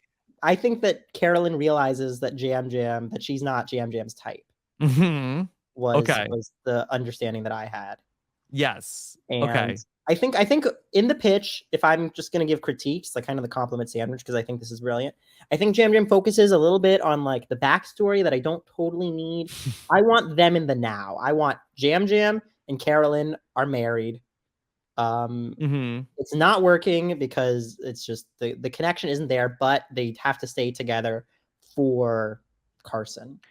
For Carson, like I feel like that maybe is it missing some sort of like, hey, it's a tough economy, and that some like one of them has a job and the other one like needs to get like insured, and they got like married for like are you buying that they fell in love with each other and they got married, but the relationship didn't work? Like I feel like that there needs to be some conceit of there's a reason why they need to stay married. How about Carson is the key here? And Carson is like, the government is hunting down Carson because he's like the secret for, he has the answers that are going to like, they want to use him for evil. And Jam Jam. Oh, they're evil? Yeah, it's an evil government. We're adding a little bit of like an action. Oh, not the government. Well, I mean, maybe that goes without saying. So they have to hide Carson, and that's why they're forced together for Carson. Yeah, because there's a lot of people like asking questions about like where Carson came from. Like that's something that's not working. When we stay together for our happiness, and everybody goes their own thing for the kids. We adopted Carson, and he's such a good boy. Like everybody asks, like, why would they? Is he really yours? And we're like, yeah, he's ours. Is he really yours? That's the thing. No, he's really like, well, he's a clone, first of all. And that's why they need to keep him. Wow. Okay, so you're like writing like this was pitched as like a 30-minute comedy. I feel like you're pitching like some sort of like Sarah Connor Chronicles like. I'm thinking of it like in an American Dad style. Like Carson is the Roger. Like it's still lighthearted, it's still fun, but like that's kind of just how they got this wacky group of people together. Yeah. Who else can we add? We've got like. Well, yeah, that's going to be my next question about like, okay, we got to round out the cast with Franny, like. I think Franny is the like teenage daughter who's. Oh, Franny lives with them also. Yeah, that's like has the boyfriend that she's like always spending time with, and Matt's the guy that every time he walks in the door, the audience just like loses it because he's so dorky and lovable. Yeah. Can you, do they have any other like neighbors or like other people that are like in their orbit? Yeah. Danny and Brandon live together in, like they're just the bros that live in the house next door that are always throwing the parties, always getting on Carolyn's last nerve. Carolyn doesn't like it how they're like, they're always trying to like do stuff and they don't include her. Yeah. The pre-merge girls, they all like they get a couple episodes per season. Maybe that's they like didn't just get written off the show. Yeah, maybe that's like Franny's group of friends. No, they don't get written off. We give pre-merge their flowers, and then Bruce is the spinoff. Bruce could be the spinoff. Yeah, I feel like we've underutilized Jamie. Yeah. Oh well, Jamie's the narrator. The narrator. Yes. Okay. Well, I do love this show. I think that there's I think that this cast does have that Kagayan sense to it, where you really can build an entire world around them. I feel like Matthew's the villain, by the way. Okay. He's always the one that's like really going in and messing stuff up for them. Yeah, he is like trying to plant fake idols and stuff Oh like yeah, that. Yeah. yeah. He's just a troublemaker. And Josh is Newman. Josh is Jam Jam's Newman. Yeah, there's some like friction between them. Yeah, Jam Jam gets Carolyn a beautiful new bracelet, and all of a sudden, when he goes to give it to her, it's a fake. Mm-hmm. Yeah, they flipped it from Josh having the fake. Mm-hmm. Yeah, exactly. Okay. All right, Zach. Let's. There is one thing I do want to talk about actually. Okay. Since you're getting there, I do want to. Well, here, let me ask you this actually. Okay. Okay. We're talking a lot about the new era, right? Yes. I Yes. think that now, and this is me being a little bit like biased, obviously, it's now the battle of, in my mind, 42 versus 44. Which is the better season? What is your gut reaction? Okay, so this has been talked about a lot the last couple of days. I have said that I thought that 44 was better, but that might also be recency bias in terms of like having this great second half of the season. I feel like that while 42 I think had higher highs. I think that you had the best. Yeah, you did have high. You have the best pre-merge episode, I think, of the new era. Yes. In the vote where Vati? Queen Jenny, yeah. Vati. Goes home. And then ultimately where you have the where are the votes with ultimately Daniel flips. I think that's the best pre-merge episode of the new era. And then also, you have even, we talked about the Jesse Cody blindside. Even the Omer blindside is a bigger move than anything that happens in Survivor 44.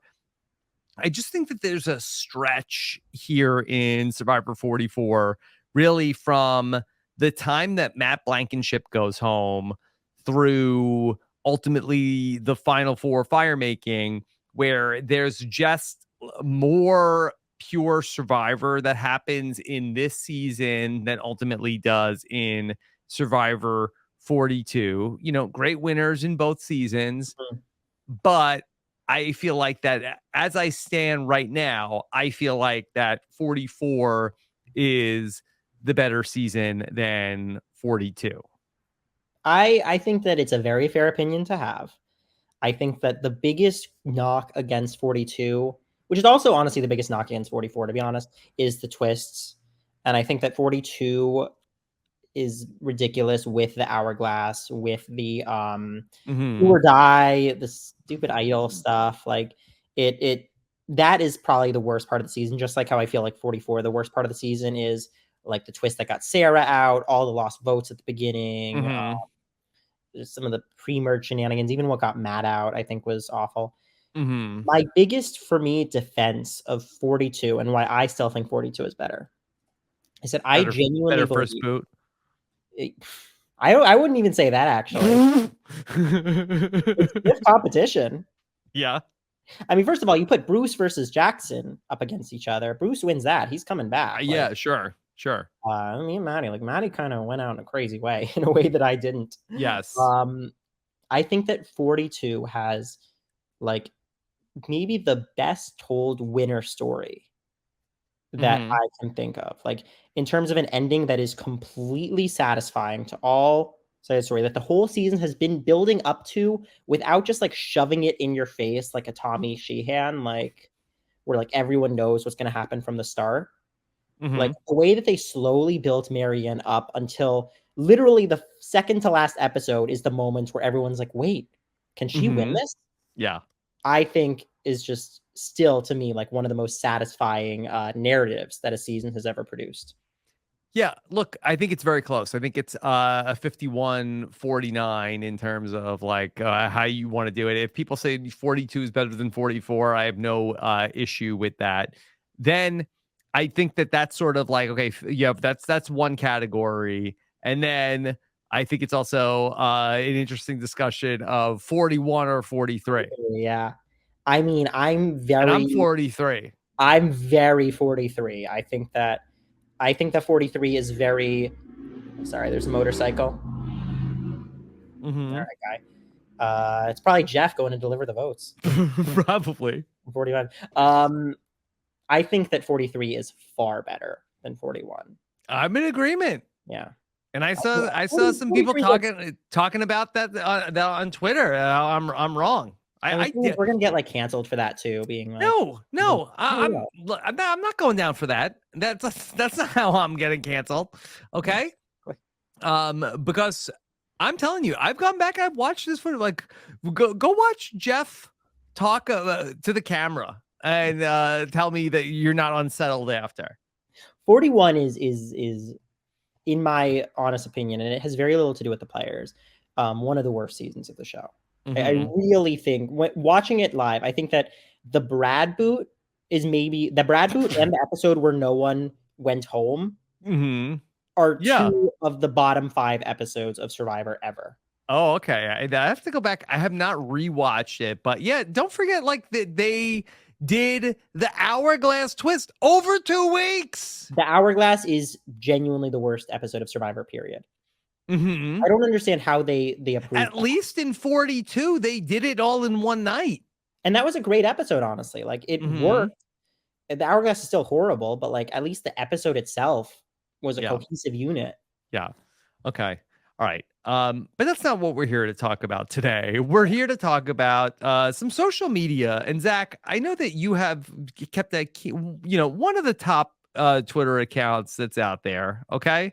Thank you. Wait, can I make a public service announcement, please? You can do whatever you want. Thank you. I am about 100 followers away from 10,000. Wow. Rob has a podcast army. If you can do it, if you can get it to 10,000 by the end of this podcast, I will lower my price on the Not Safe to 3.5K. Okay, this is a once in a lifetime deal. Yeah. Okay. Well, I just think that a simple tweet of like Survivor needs more villains and like capitalize villains. Like I think that'll do it. Yeah, exactly. And then we can get more people like Russell Hantz on the show. Sure. Yeah. Get him back on. Okay. All right. Now, Zach, you have compiled some interesting tweets from Survivor 44, from what I understand. Yes. So I did pull this up. I feel like for me, well, I haven't listened to every feedback show from this. Get out. Do you guys still do the Survivor tweets? Sometimes there's just not enough. Like we'll cover them when they happen. See, I love Survivor Twitter. I think it's so fun. Yeah. Here, I'm so grateful to get to do this at the end of the season. Because what I've done is I've compiled to me my 5 favorite tweets from Survivors. Okay. From the past season. And I want either we can decide what the tweet of the season is. Tweet of the year. Yeah. Tweet of the year for Survivor 44. It's either us or we can have fans vote. I don't care how. Sure, we can let the fans vote. Let's do that. We can put our. Have you followed the Critics' Choice Reel Awards? I have. Is Jam Jam nominated? No, he is. No, that's for the Emmys, I think. So yeah, the Real TV Award nominations. Of course, that Survivor 44 is nominated for Best Ensemble Cast up against Special Forces: World's Toughest Test. Should we cut one of the 5 here and do a Twitter poll? We can read them all, Sam, and then like the last one, or you know what, we can cut. I'll know what to cut. Don't worry. Yeah. Okay. But yeah. All right. No, good for them. Get that nomination. You know, Survivor 42 episode 1 was nominated for Best Cinematography. In what? For the Emmys? For the Emmys, yeah. Wow. Did it win? They captured my angles. Yes. Do you get an Emmy if it won? I haven't received it in the mail yet. Did they win the Emmy for that? Or you don't know? I feel like I would have known if they did. Okay. All right. So let's take a look at the nominees for the tweet of the. Are these in chronological order? No, it's just in no random order. These are in This is just all me. These are the 5 tweets that have stuck with me the Put most. this on the screen, or are you ready for this? Put them on the screen, and then you can read them out. Okay. All right. Tweet number 1 comes to us on Oh, March. wait. You know what you can do? Click on the little sidebar thing. Okay. Little down arrow. You're giving direction to me or to To Sam you, or Moore? to Sam, yeah. This is how you can make it. Yes. And then, oh wait, am I wrong? I think you can make it so that it's page ready. Click it one more time. Sorry, I'm being a little. The file. Okay. Click the file name. Yes. Whatever. I don't care. Is this good? Is this good? Are you giving Sam more direction? All right. Yeah. All right. Sam, you screwed it up.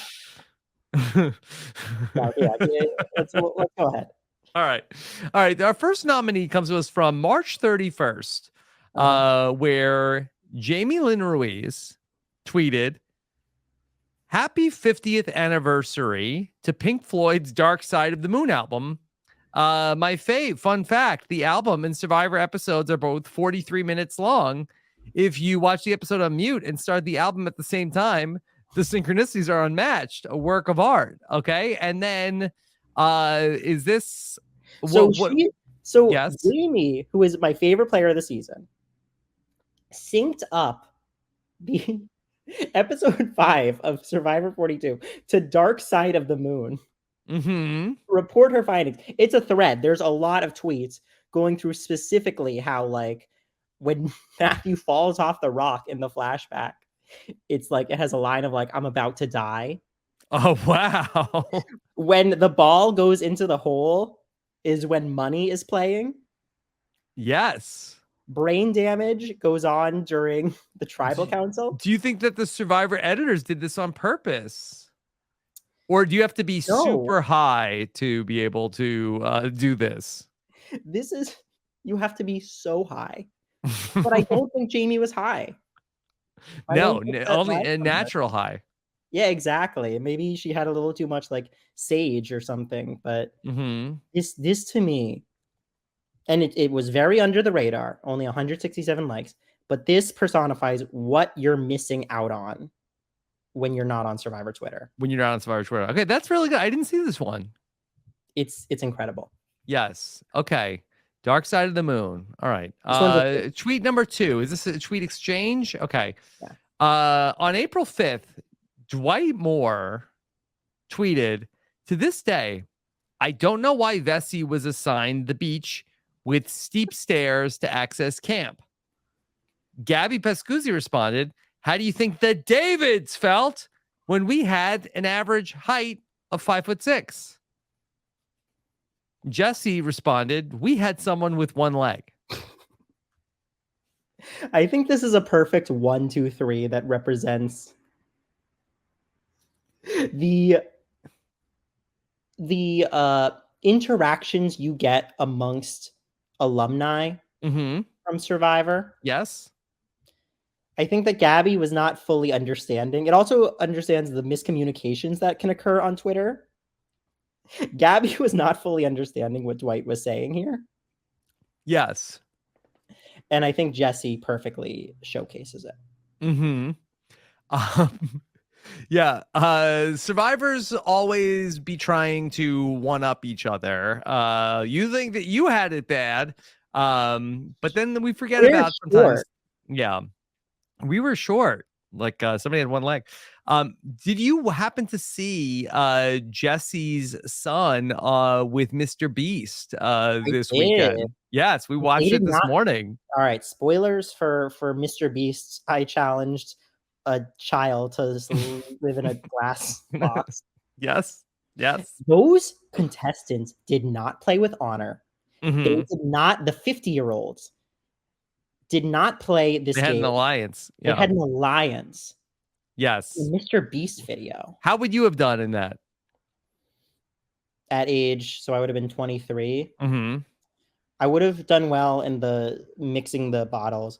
I would have still gotten taken out by the 50s alliance. That was a buzzsaw. So can I also say the way they had it set up was 1, 2, 3, 4, 5, 6, 7, 8, 9, 10. Yep. 11, 12. So Jesse's son was literally in the bottom right corner. Yes. Had no chance to socialize with the other players. Oh yeah, he was at a bad spot. You mean bad placement? All of the other kids were gone by that point, so there was Yeah. no one for him to actually like Yeah. work with. So I really think that he just got hosed. Yeah. Put me in the plastic case and leave me alone all day, please. My Are you dream. ready to eat your bologna and mustard? Oh, is that what they had to eat? That's what It's a Jesse's pizza. son chose for them. Mm-hmm. Yeah. He got to pick bologna and mustard. Yeah, he got to choose what they were having for dinner. Okay. I haven't talked to Jesse about it. Yeah, we just watched the video this morning, but my kids were very into it. It was a good video. All right. So that's tweet number 2. All right, tweet number 3. Here's Carolyn. Carolyn v. Russell. Mm-hmm. Okay. All right. Are we taking this first from? Okay, so this is Russell. How do we do this? Russell's tweet and then Carolyn's response. Sure, you can read Russell's tweet. Okay. So Russell's tweet. He said that they had been in a Twitter feud, and Russell said, "Look, the B word got her feelings hurt. I'm sorry for your soft heart." Laughing crying emoji. "You will be forgiven as soon as it's over, honey." And then Carolyn tweeted, Jeff snuffing Russell's torch in Survivor Redemption Island, and also Jonathan snuffing Russell's torch in Survivor, one of the Australian Survivor seasons, with an immunity idol around his neck. Yeah, she went international with it. Mm-hmm. Yeah, he does the idol around his neck. Yes. Is Russell the only person to ever have his torch snuffed with the idol around his neck? He's got to be, right? Because no one would actually put the idol on just to not play it other than Russell. So I'm specifically awarding this one for the ratio. Mm-hmm. I think that the ratio was an important element. Russell, for context, Russell's tweet has 80 likes. Mm-hmm. Carolyn's tweet has 8,270 likes. Yes. And for a new era player to go toe-to-toe with the greatest villain of all time, the person that all of Survivor social media wants a million of to be cast nowadays. Yeah. And just completely dunk this hard, I think deserves to be commended. Yes. Okay. Yeah. A huge Twitter blindside. Yeah. Big move. This was I was so proud of her. Yeah. I didn't like it for some reason. I don't think I wanted to. I was scared of Russell Hands. You didn't want to pile on. Okay. All right. Then. All right. We got Carson. Boy. Oh wait. Hold on. This is the real Carson. This is not Warson. Are you Warson? No. This was Carson. Warson or Wurtson? Worston. Okay. I am the Worston. All right. This is from at we don't worry about the ad. Carson Garrison. Isn't our planet beautiful? Fun fact, Carsonauts. If you stand in the middle of the Pacific Ocean and trace the horizon, you won't detect a single degree of curvature. That's because there is none. The Earth is actually flat. So we've talked about how Carson his social media is so interested. He's so like calculated with it. Yes, He's really figured social media out. I love this tweet because it felt like he was finally being honest with us. Mm-hmm. Like he was finally being like, look, guys, this is really what's happening. This is the situation. Yeah. I'm not going to try and hide it anymore. The Earth is flat. I work at NASA. NASA endorses my statements. I represent NASA as Carson Garrett with my statements. Yes.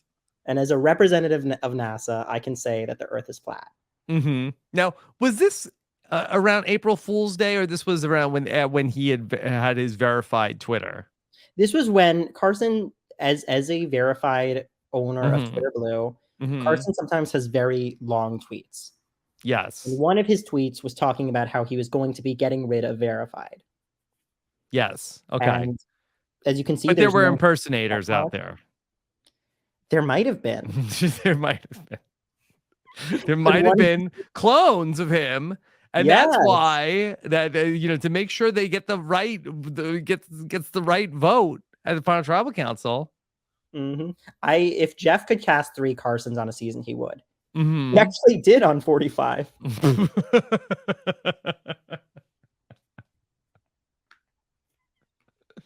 Yeah. Okay.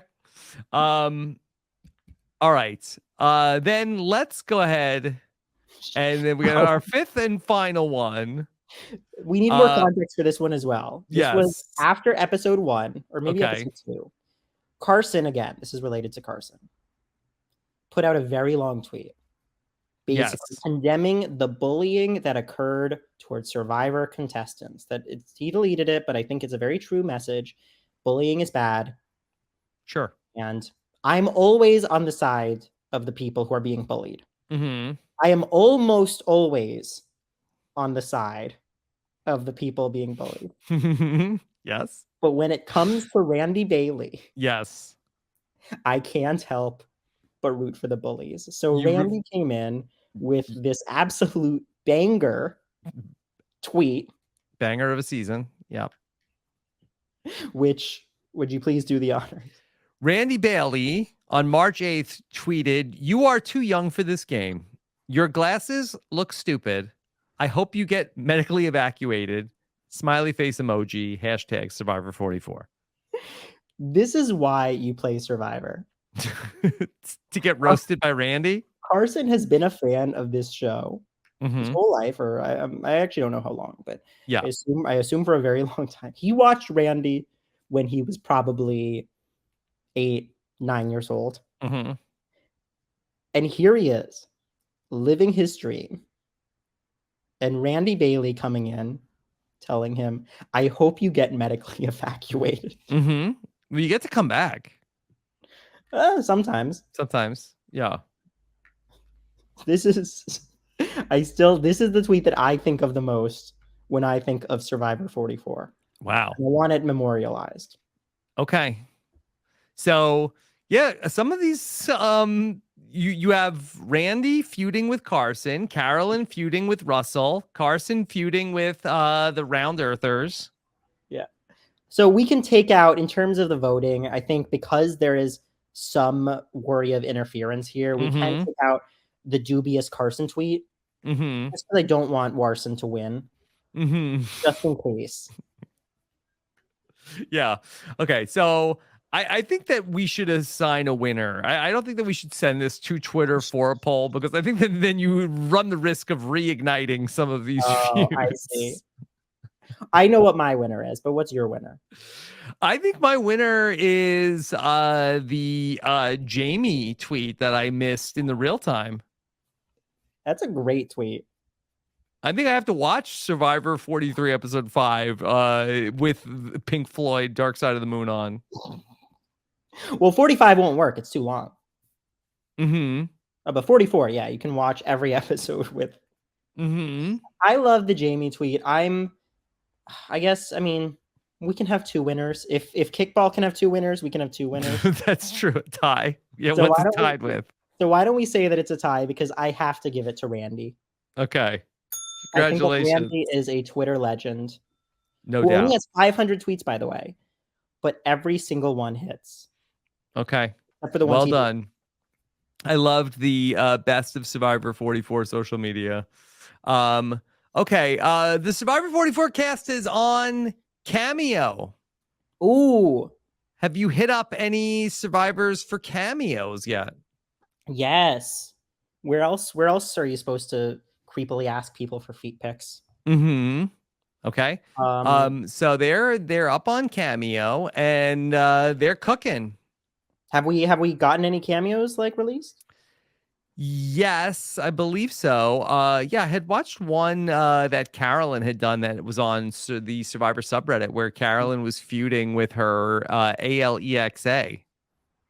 And it was great. EXA? $100 for a Carolyn cameo, and I think it was worth it.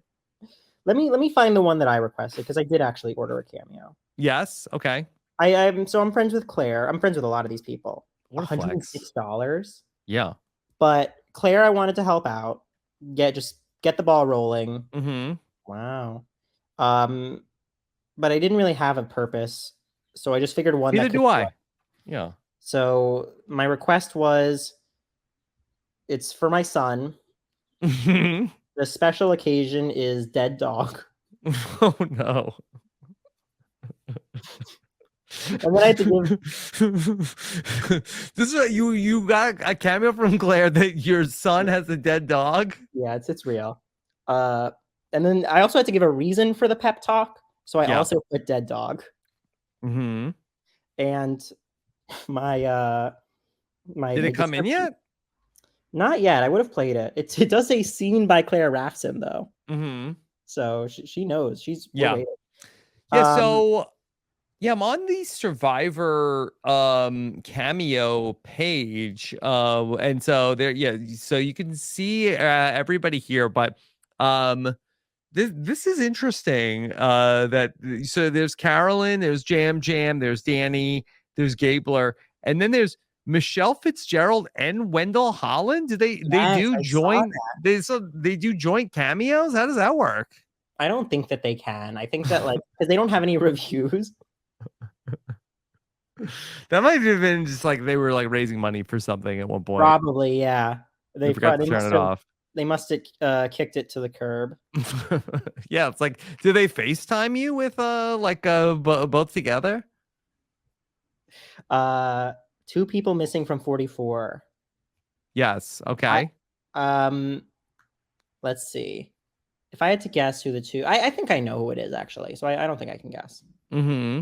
I don't think Bruce has one, which is a huge missed opportunity. Yeah, He's going to be popping off if he can get them started now and do them through 45. Sure.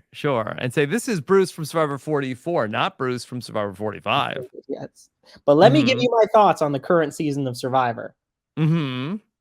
Also, let me just say with Bruce in the 45 preview, very big callous jump for somebody off of that boat. For somebody who was medevaced 5 minutes into the game. But he's not going head first. You don't know what's under there. Mm-hmm. Jeff Kent twisted his ankle jumping off of a boat. That's true. So, yeah, Survivor cameos are out, and people are firing away. I would say the others is it Sarah Wade, I believe.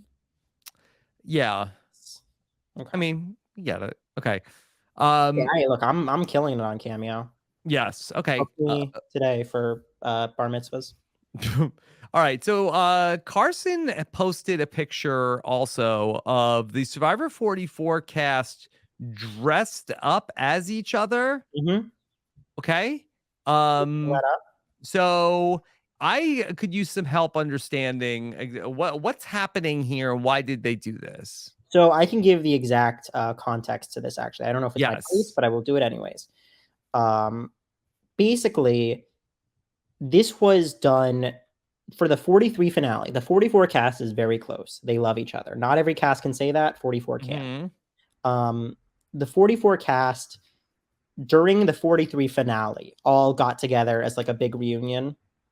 They got a house for a week. This is where a lot of this. A week? Something like that. Yeah. Oh my God. In I think it was Houston, maybe. Okay. And so a lot of these pictures, the video of them watching the preview together, has all came from that. This is, I think, one night they did a thing where they were dressing up as each other. They love events. They love parties. Mm-hmm. Do you want to play a fun game here? Sure. Guess which of these contestants right now in this exact moment has COVID. Oh,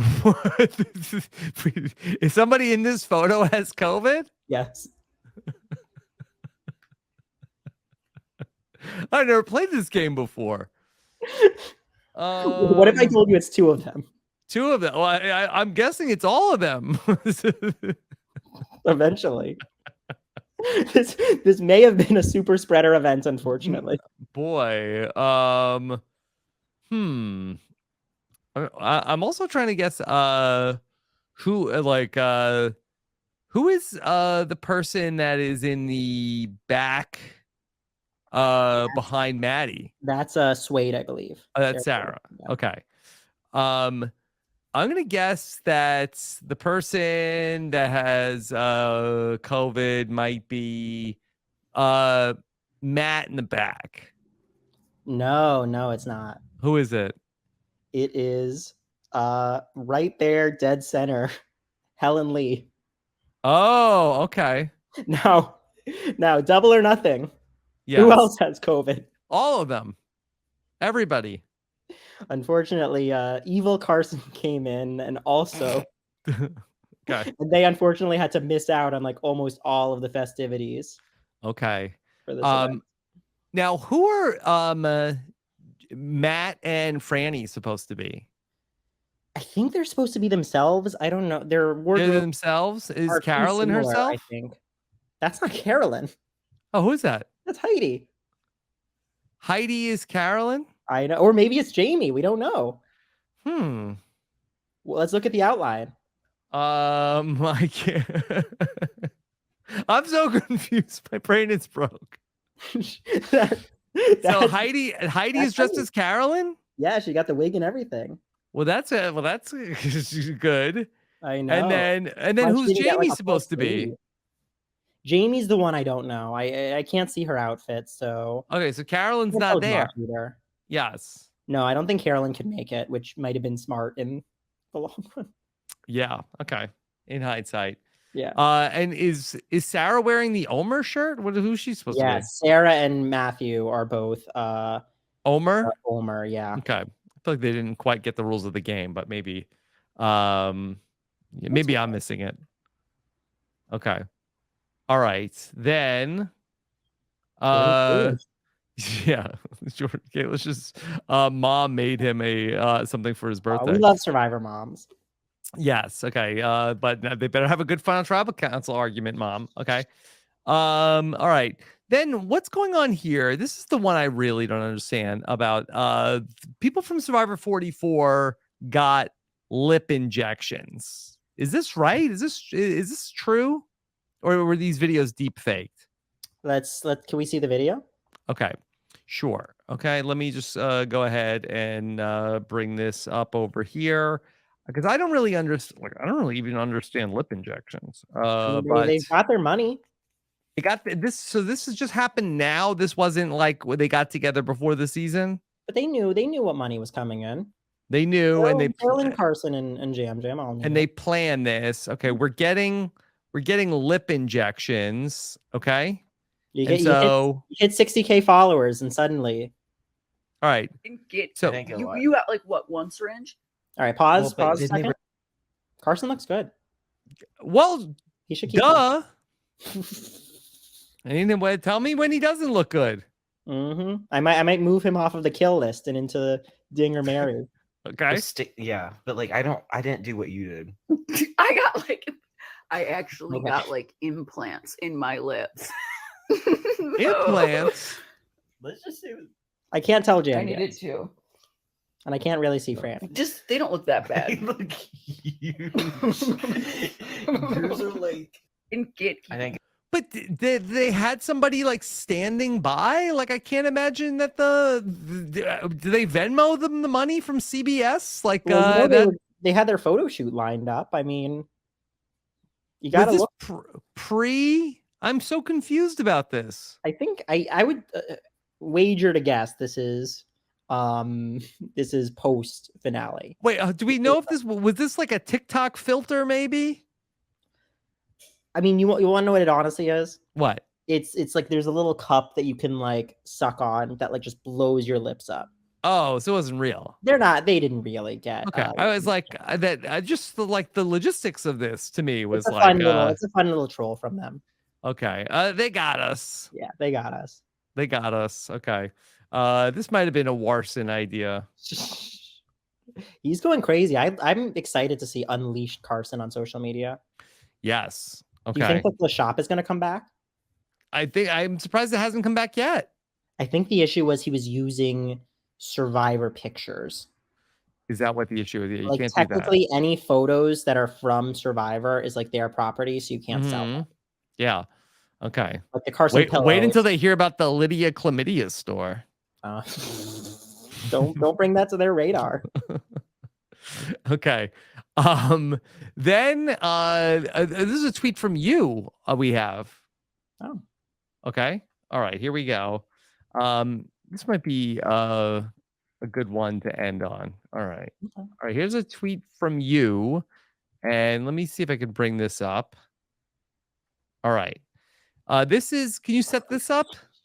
You brought a clip with you today. I didn't realize it was going to be this one. Okay. This is allegedly some sort of survivors reading fan fiction. So we were on FaceTime at one point, and Mhm.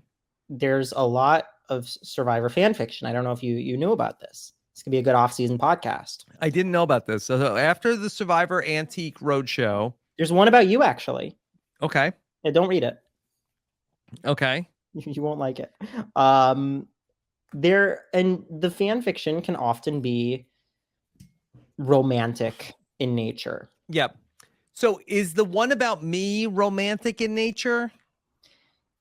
I there wasn't a lot of romance there. Yeah. So what was the fan? Was somebody beating me up in a fan fiction?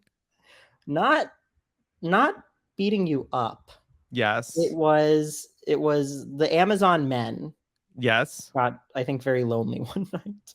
Yes. So there was like some sort like a group activity. Something like, I didn't actually read this one. And why won't I like it? Because then nobody I was like left out in the fan fiction. Like people were like, "Oh, he's too ugly. No, we don't want to be with him." Let me see if I could. I mean, that's what would make me sad. I think. I mean, this is so going off the rails at the very end, but is this it? Let's see. Where do you go to find these? One night, ChatGPT. Oh my god! What happened? I can't read this. Okay, well, I didn't. You don't have to read it. It's 23-year-old. I'll just start it. It's 23 years old. Yeah, 23-year-old part-time model Ryan sighed as he flexed his muscles in the mirror. Mm-hmm. Being voted off first was humiliating. Sure, yeah. Where were Jesus Christ? Was this at Ponderosa? It's about Ryan going back to your camp. Yes. Okay. And then I think that people started hooking up. Okay. It's a lot. So this isn't that exactly, but we found one that was my favorite because it's not disgusting. It's actually kind of beautiful. Between lovers Jonathan Young and Jeff Probst. Okay. That was their kind of like this is basically like the climax of the story. Oh my god. Where Rob. Mm-hmm. Where they confess their feelings for one another. Okay. So it's me, Carson, and Claire reading it out loud together. Okay, here we go. You're supposed to pinch yourself to tell if you're, you know what? Never mind.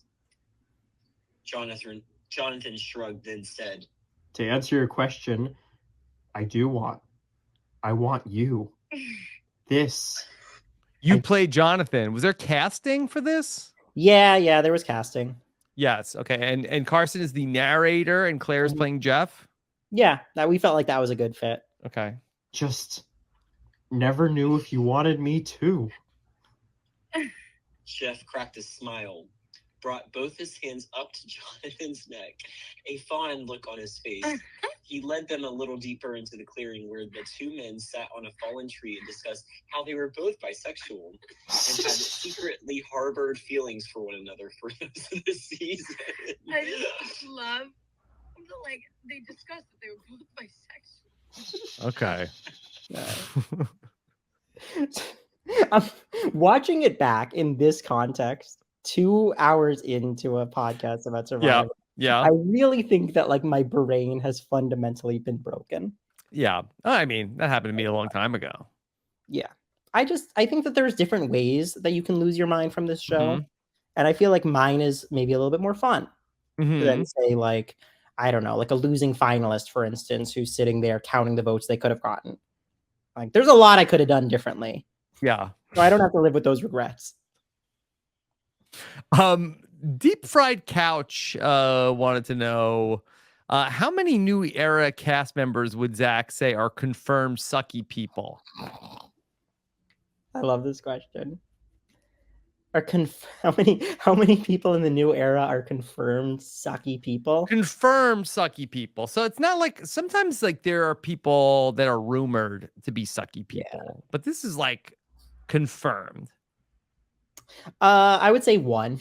One. Okay. In my humble opinion. Yeah, Deep Fried Guys doesn't ask who. I just want to know how many are confirmed. No, I don't think that.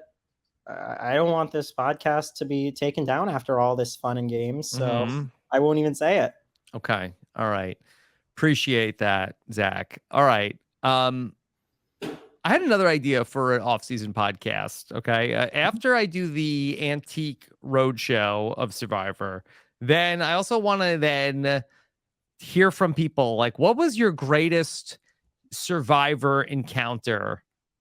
So then people, then I'm going to talk to people and they're going to tell the story of the greatest Survivor alumni encounter that they ever had. And not these are players or these are fans? Fans. We're going to talk to fans. Talk to fans who have a story, and not like an embarrassing story of like, I walked into a men's room and caught Johnny Fairplay and no, this is like actual like nice stories about interactions they've had with a Survivor alumni that people don't know. I think the one that for me in terms of a fan encounter would be in DC for the DC Know-It-Alls. After the live show, we all were up very late, and Sammy was there. It was kind of back at the hotel, and there were also a couple of fans. I don't know how that all happened, but anyways, it was like all of the Survivor people and then a few fans. Sammy really wanted to go to the casino. Okay. This was like 3 a.m., 3:30 a.m. No one else wanted to go with him. I was like, you know what? Screw it. So I go, Sammy goes, and these 4 fans that I don't know their names all also happened to hop in an Uber with us to go to the casino at 4 a.m. As we're in this Uber, 15 minutes go by, 20 minutes go by, 30 minutes go by. I start to sober up. And it hits me. And I text Sammy, what are we doing? And Sammy responds, I don't know. But we're committed now. It's me, Sammy, and these 4 fans off on this adventure. We get to the casino. We finally make it. Yes. I walk through. Here you go. The fans walk through. Here you go. And then there's Sammy. And Sammy's not coming. Sammy's stuck at the front. And that's when it hits me. Sammy is 19 years old. Mm-hmm.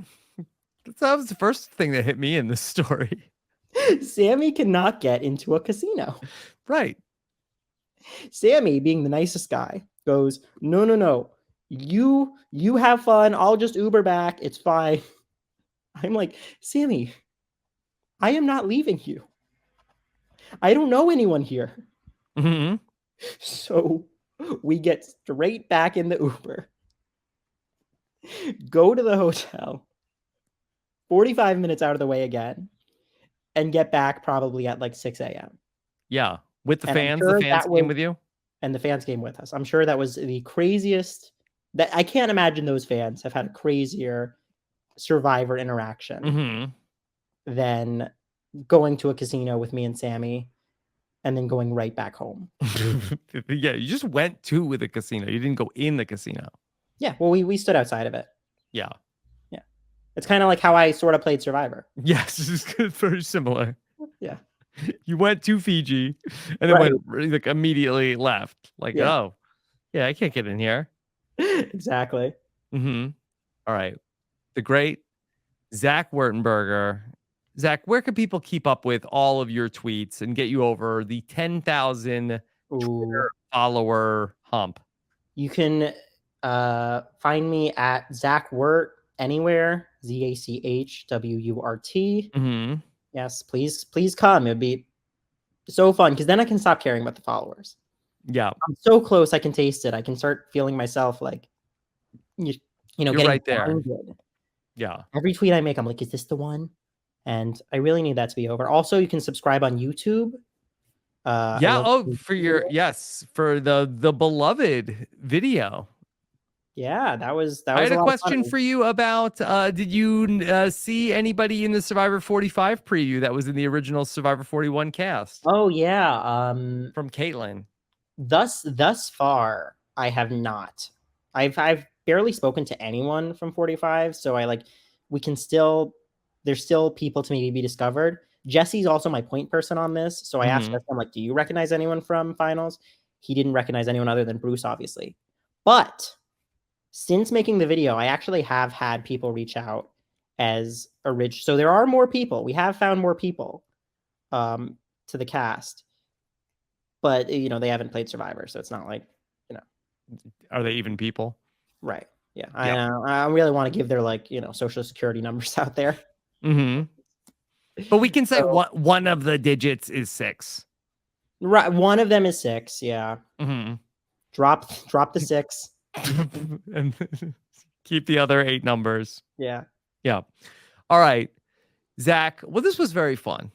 Thank you. It's such an honor to be here, Rob. You've changed my life genuinely. Yes. But in what way?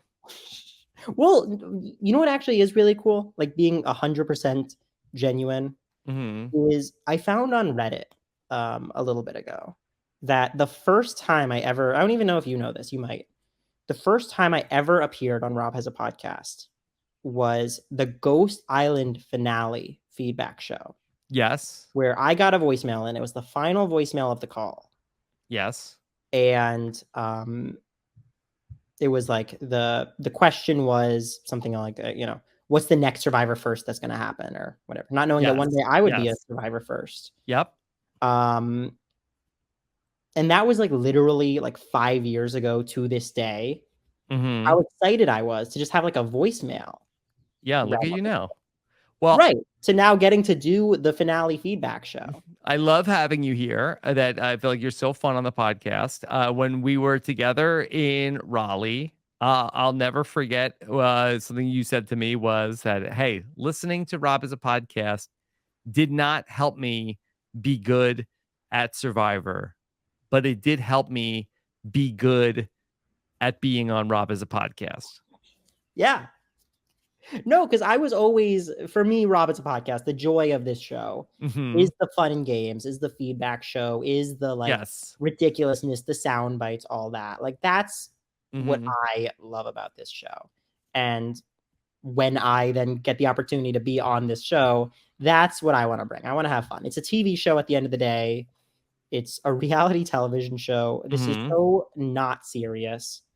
And I love that you always bring that perspective to it. Yeah. Well, I think that this whole podcast is supposed to be about like having fun around this show that we love. And sometimes we can talk about like, what is like, serious and important. But I think a lot of it has to be about like what makes Survivor fun. And so hopefully, we always are still able to do that. All right, Zach. We definitely do.